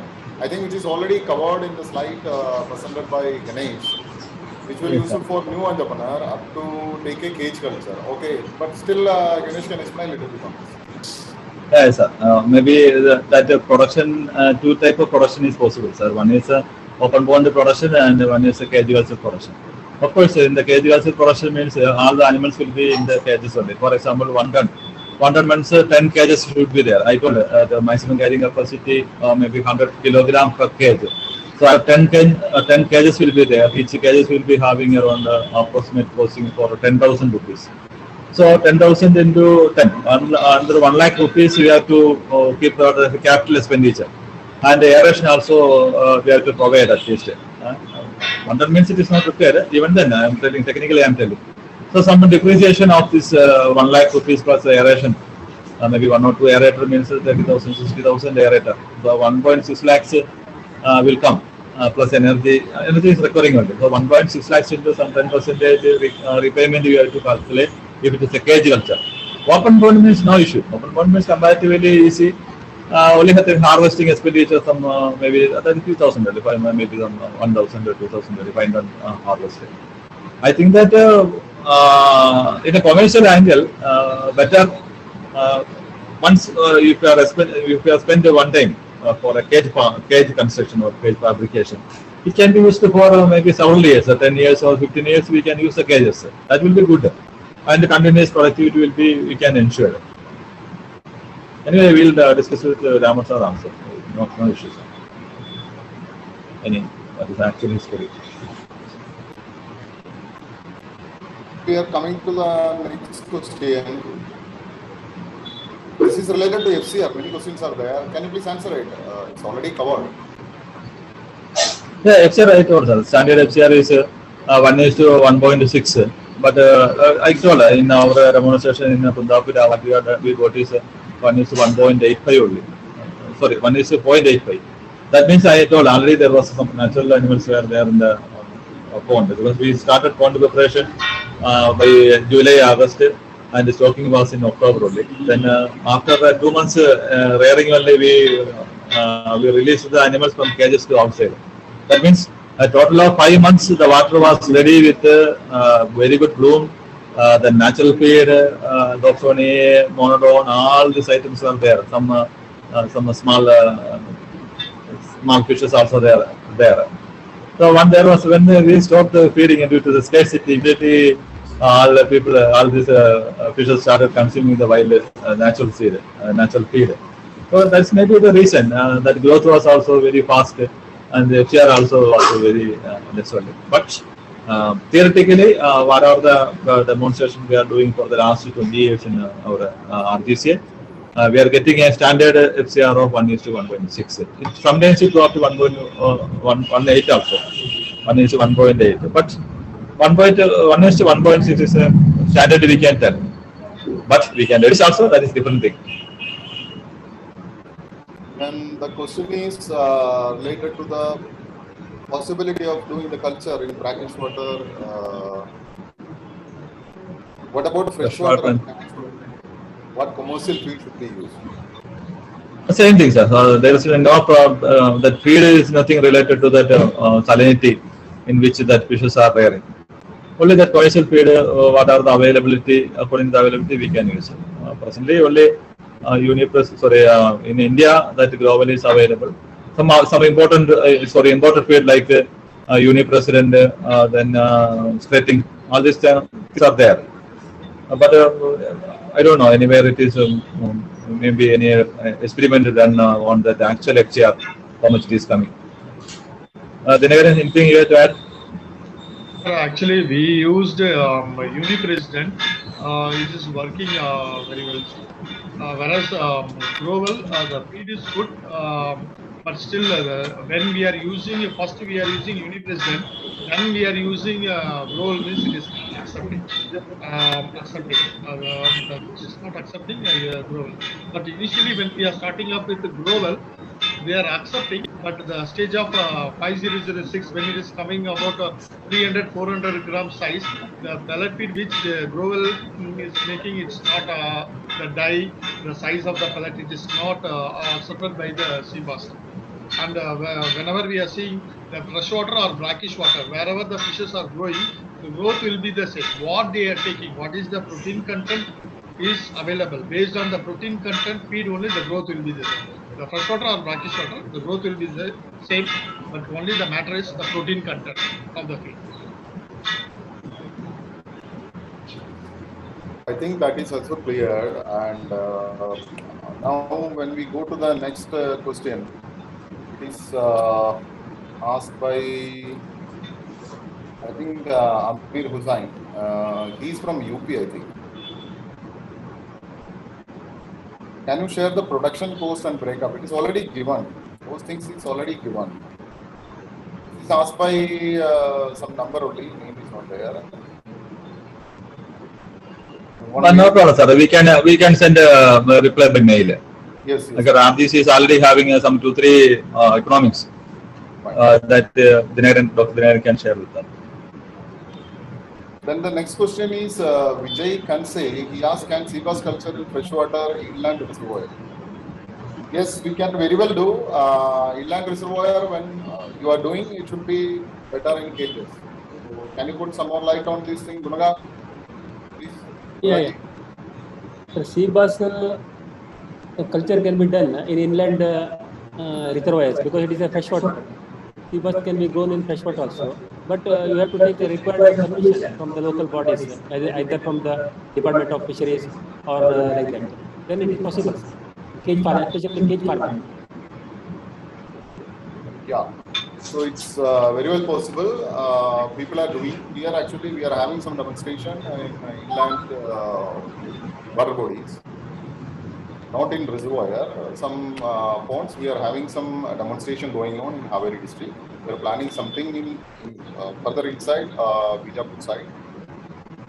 So this is for the information. It's very well possible. Then while coming to the next question, can you send video different type of cage fabrication? Definitely we can send. That is asked from somebody else. Only mobile name is there. 7 Pro.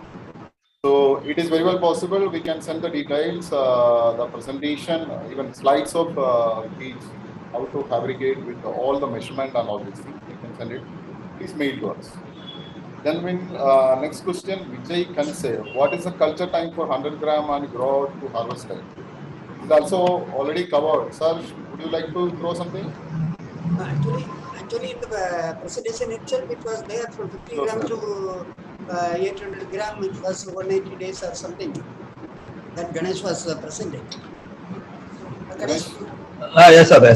Because this culture duration from what is the culture time 5 to 100 gram and then grow to harvest. So initially the first thing is the fry. Fry means initially that fry will not accept the feed. What I am telling, better you start from 5 centimeter, 4.5 to 5 centimeters, and it will start accepting 0.8 mm single feed or 3.5 centimeter. Then to 100 gram means maximum it will take around around 60 days. 60 days means, not 60 days, 3 months. 90 days we will get around 100 gram size. That is the initial 3 months will be for making into 100 gram size. Then 100 gram size, if you are stocking into open pond, suppose you want to make it to 800 gram. So generally 800 gram or 1 kilogram means another 6 months. So it will be, I think that will be sufficient. Dr. Dinaran, anything to add? Yes, From hatchery, whenever we are taking it's 2 to 3 centimeter, it will be averaging 1.2 gram, 1.2 to 1.4 grams. Or that from that to 10 centimeter, it takes roughly 40 to 45 days. 1.2 gram to that means it will be averaging 2 to 3 centimeter. It is for 10 centimeter, we are taking 40 days. 40 days. Then from that 10 centimeter to 100 gram, we are taking almost 30. 3 months. It's what has said. It's 90 days. It's happening. From once it's reached 100 gram, from there the growth pattern is varying, because once the fish is getting a little bit bigger, they know how to feed and they are feeding very aggressively. The growth pattern shows very differently. It grows very fast. So from that 100 gram to one averaging 1.2 kilo, it takes almost 170 to 180 days. This is what it's happening in the. We taken all whatever high stocking first minimum with the 5,000, 6,500 by stocking, that also we taken. The data shows the same growth patterns. So from 100 to 1.2 kilo, it takes almost 180 days. Almost 180 days. I think it is clear. Then shall we go to the next question? Somebody asked, only number is here. RDC will say male or female broodstock. Any condition, price, ideas, or anything. I think Dinakaran, can you answer on this thing? Sir, this till now we didn't go for broodstock sales and also that we have to encourage. Only seed we are selling. Broodstock, I don't think so, sir. From hatchery, we are giving only seeds, sir. Broodstock, we are not doing.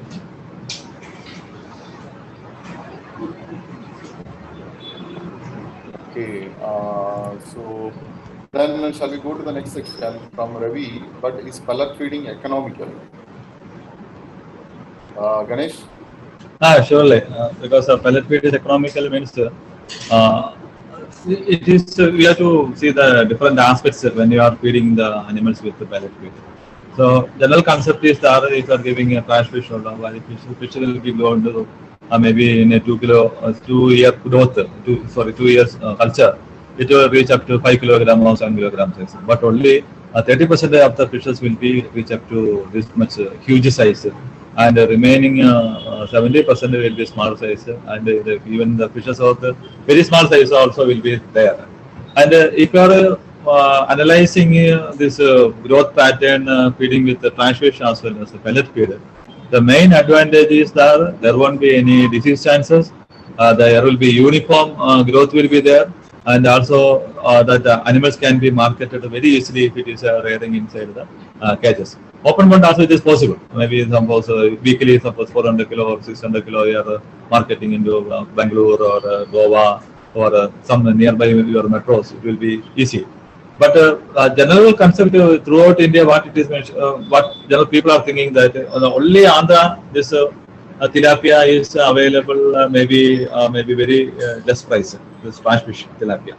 So people is thinking in that angle only. If you are giving a tilapia, it is growing very fast. Our feed cost is only 120 or 150 rupees only. But the survival percentage, whether while feeding with the tilapia alone, whether we can get a 98% like Dr. Dinakaran pointed out, and whether we will get a uniform size fishes, that answer we have to get it. It is not possible. And the disease chances also. If you are giving trash fish, there will be surely the culture will be under threat, because for producing 1 kilogram of fish, total we are spending 6 kilogram of feed dumping into the pond. How that waste will be decomposed? What will be the economic impact of this much volume of this nutrients coming into the system? All these things we have to consider. And another interesting thing is that suppose we are comparing with the European countries and this their cultural aspects, they won't allow any fish rearing with trash fish or low value fish. Only India, only this much volume of trash fish we are diverting for aquaculture aspects. But in a commercial angle, in commercial aquaculture, we cannot depend on trash fish. That is understood. That is a fact only.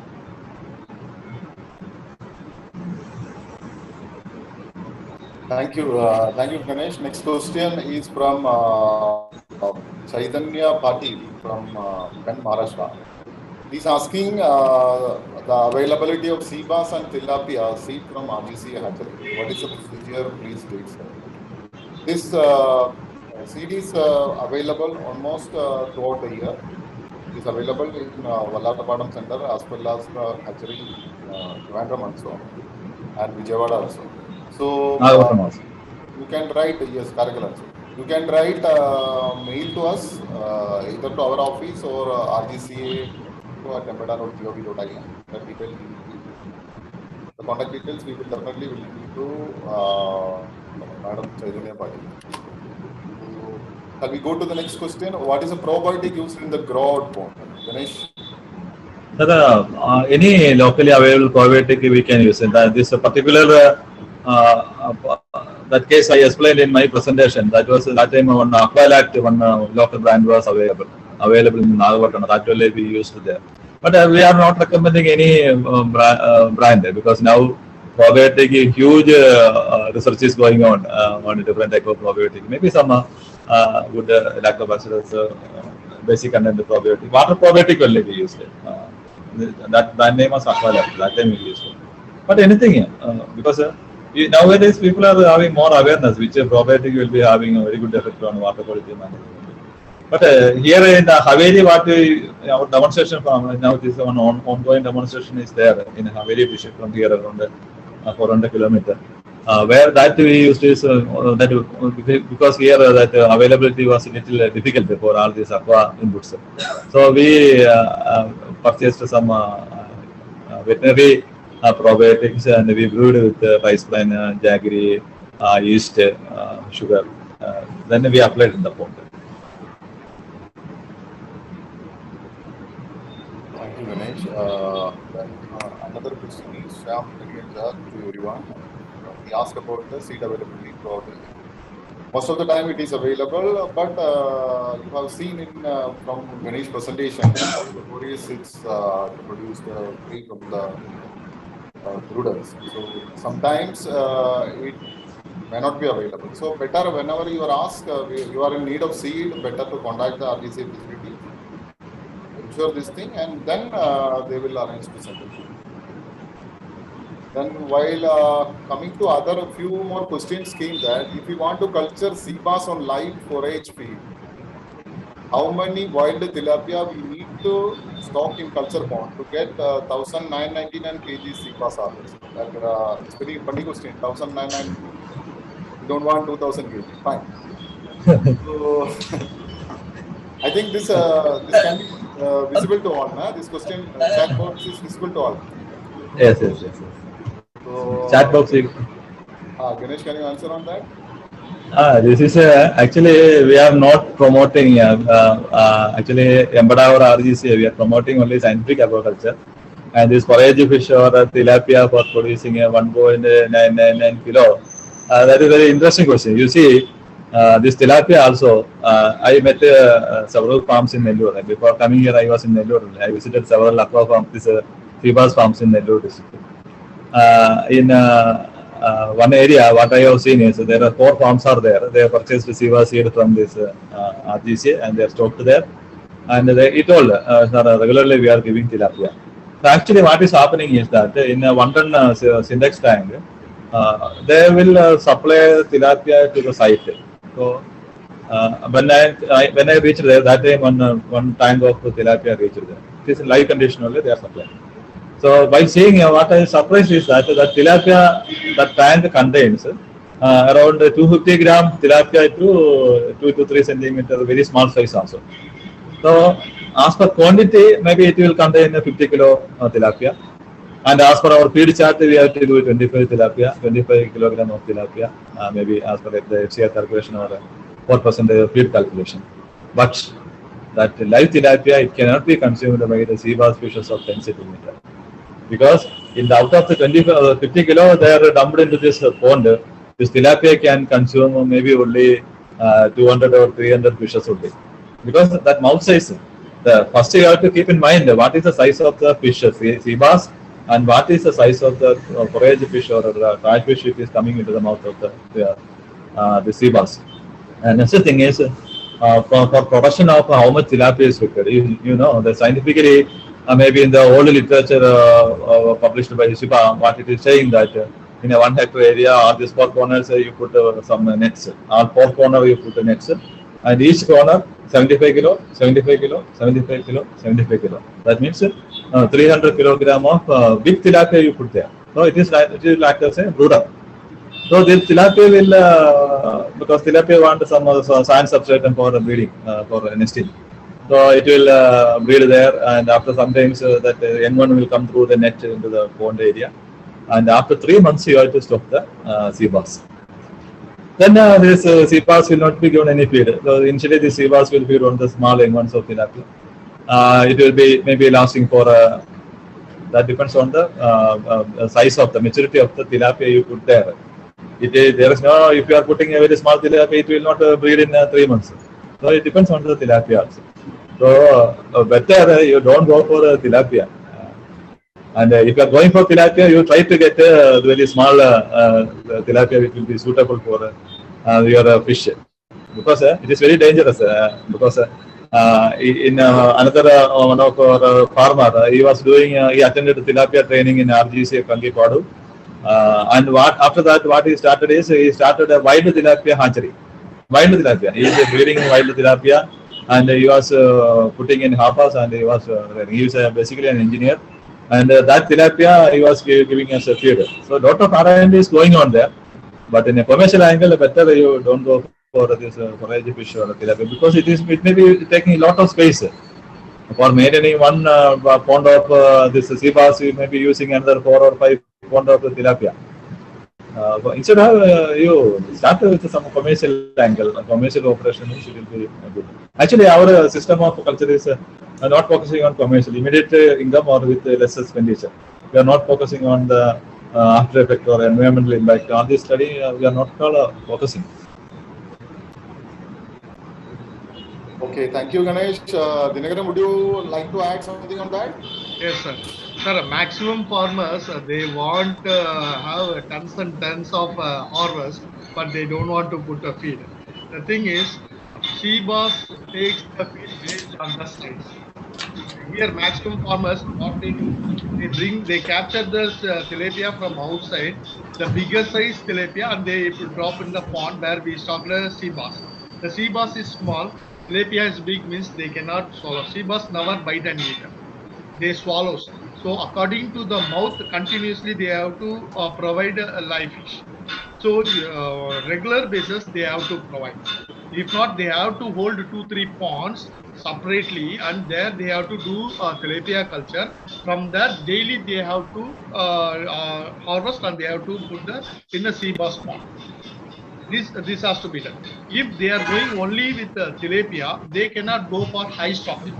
When they are doing high stocking, the tilapia quantity should be more.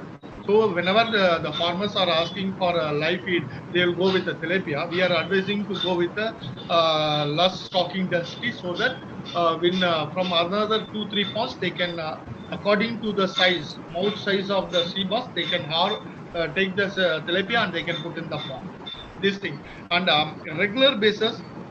Now what we are doing, since all the farmers are going on asking this question, to minimize the investment of the feed, what we did, we can use 20-30% of live feed. By taking from the wild, we can take the tilapia and we can provide. So that what will happen, it will minimize the investment of pellet feed. But we are not advising, since all the farmers are going on asking this we can do, so that tilapia at the same time pellet feed.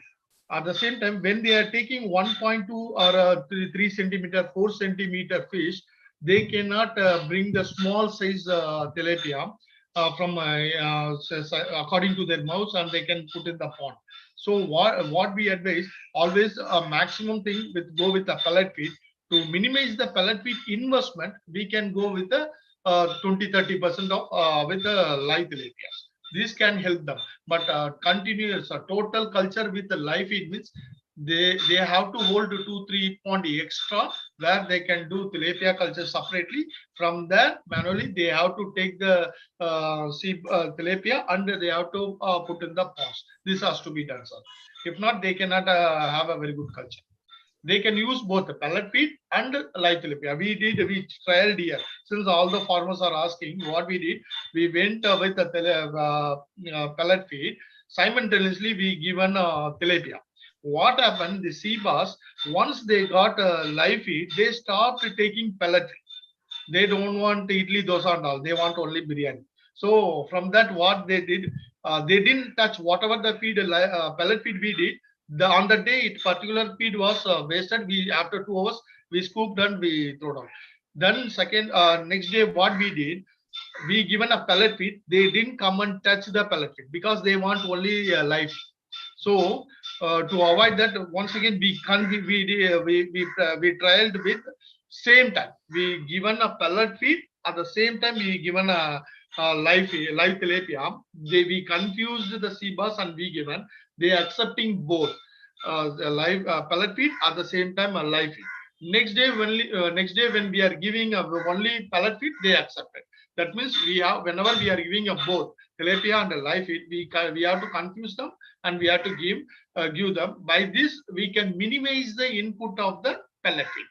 This method they can follow, but with 100% live tilapia means they have to hold separate pond and they have to do separately tilapia culture. From them it has to do. Okay. Thank you, Dhanagaran. Yes. We will go to some other questions are there. We have to wind up immediately. This FCR 1.6 from which size? 1 kg. It is already there in the slide. It is clearly mentioned in that. Ganesh, you want to answer one word? 5 centimeter size. Fine. Then if you want to culture the previous question, this is already answered. From our case studies, Plus will attain weight of 190 to 200 grams. Production cost is about 190 rupees in Kerala. In the case of sea bass, same FCR 1.6 and production cost is 200 to 225 rupees. But you see, the question is asked by Arun Jit. So the price of the end product, the Plus price and sea bass price is different. Production cost is correct. 200 to 225 production cost is coming.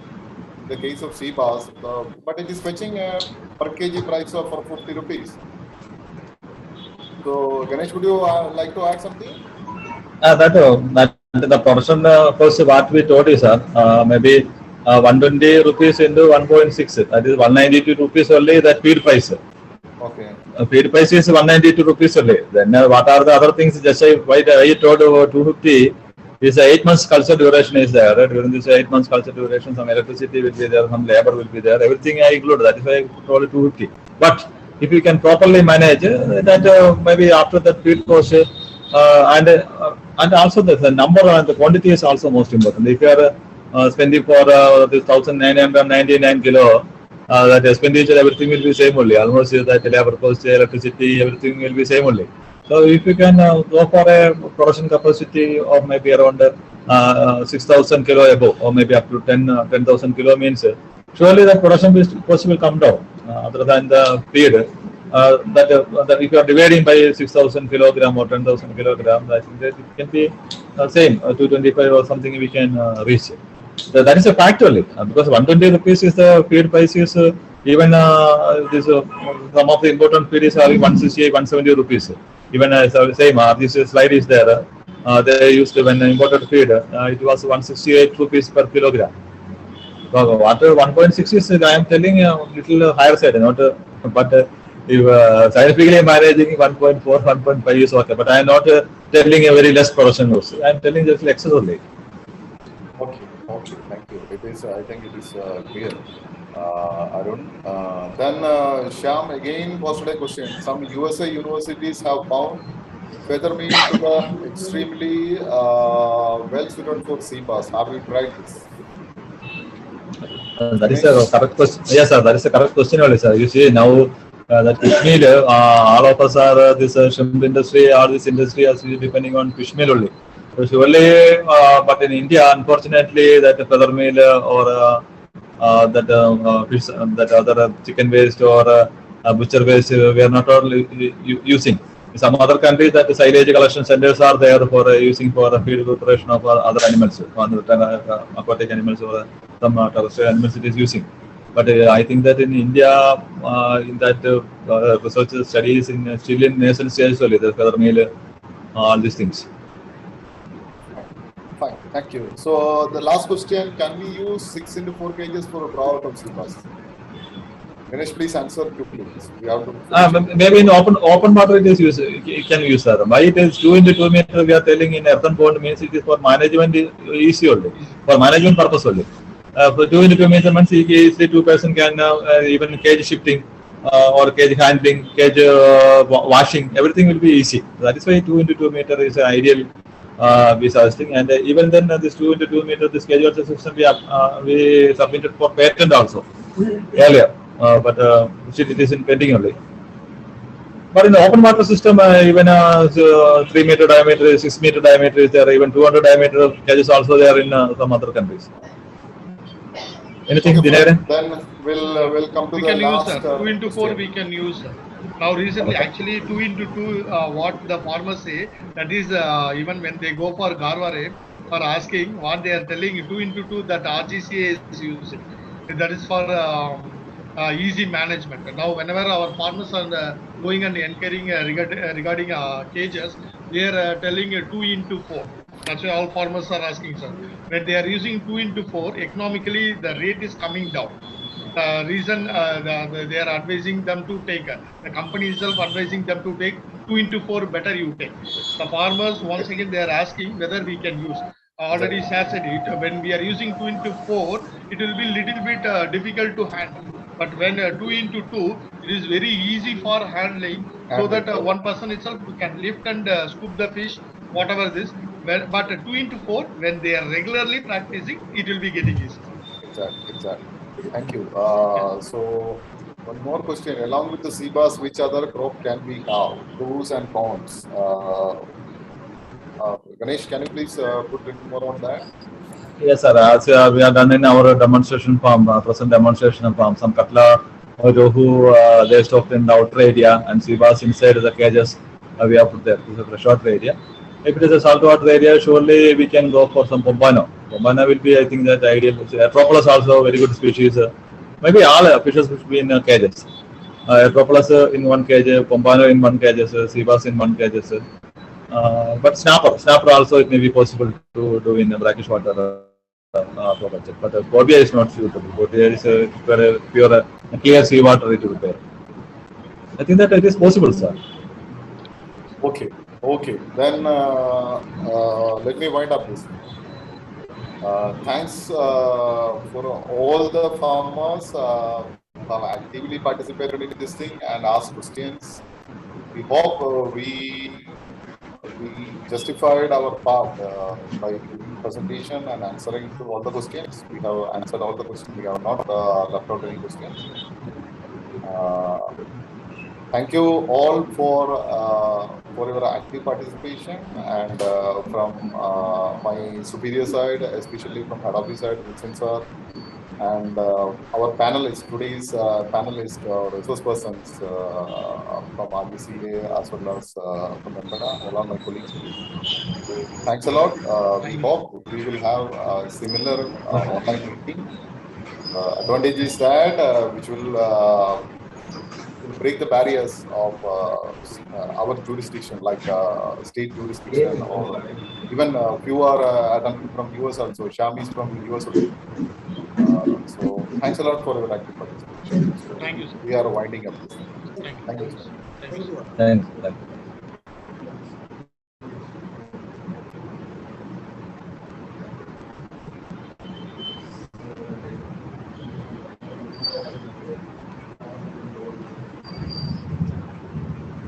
Thank you, Wilson sir. Thank you.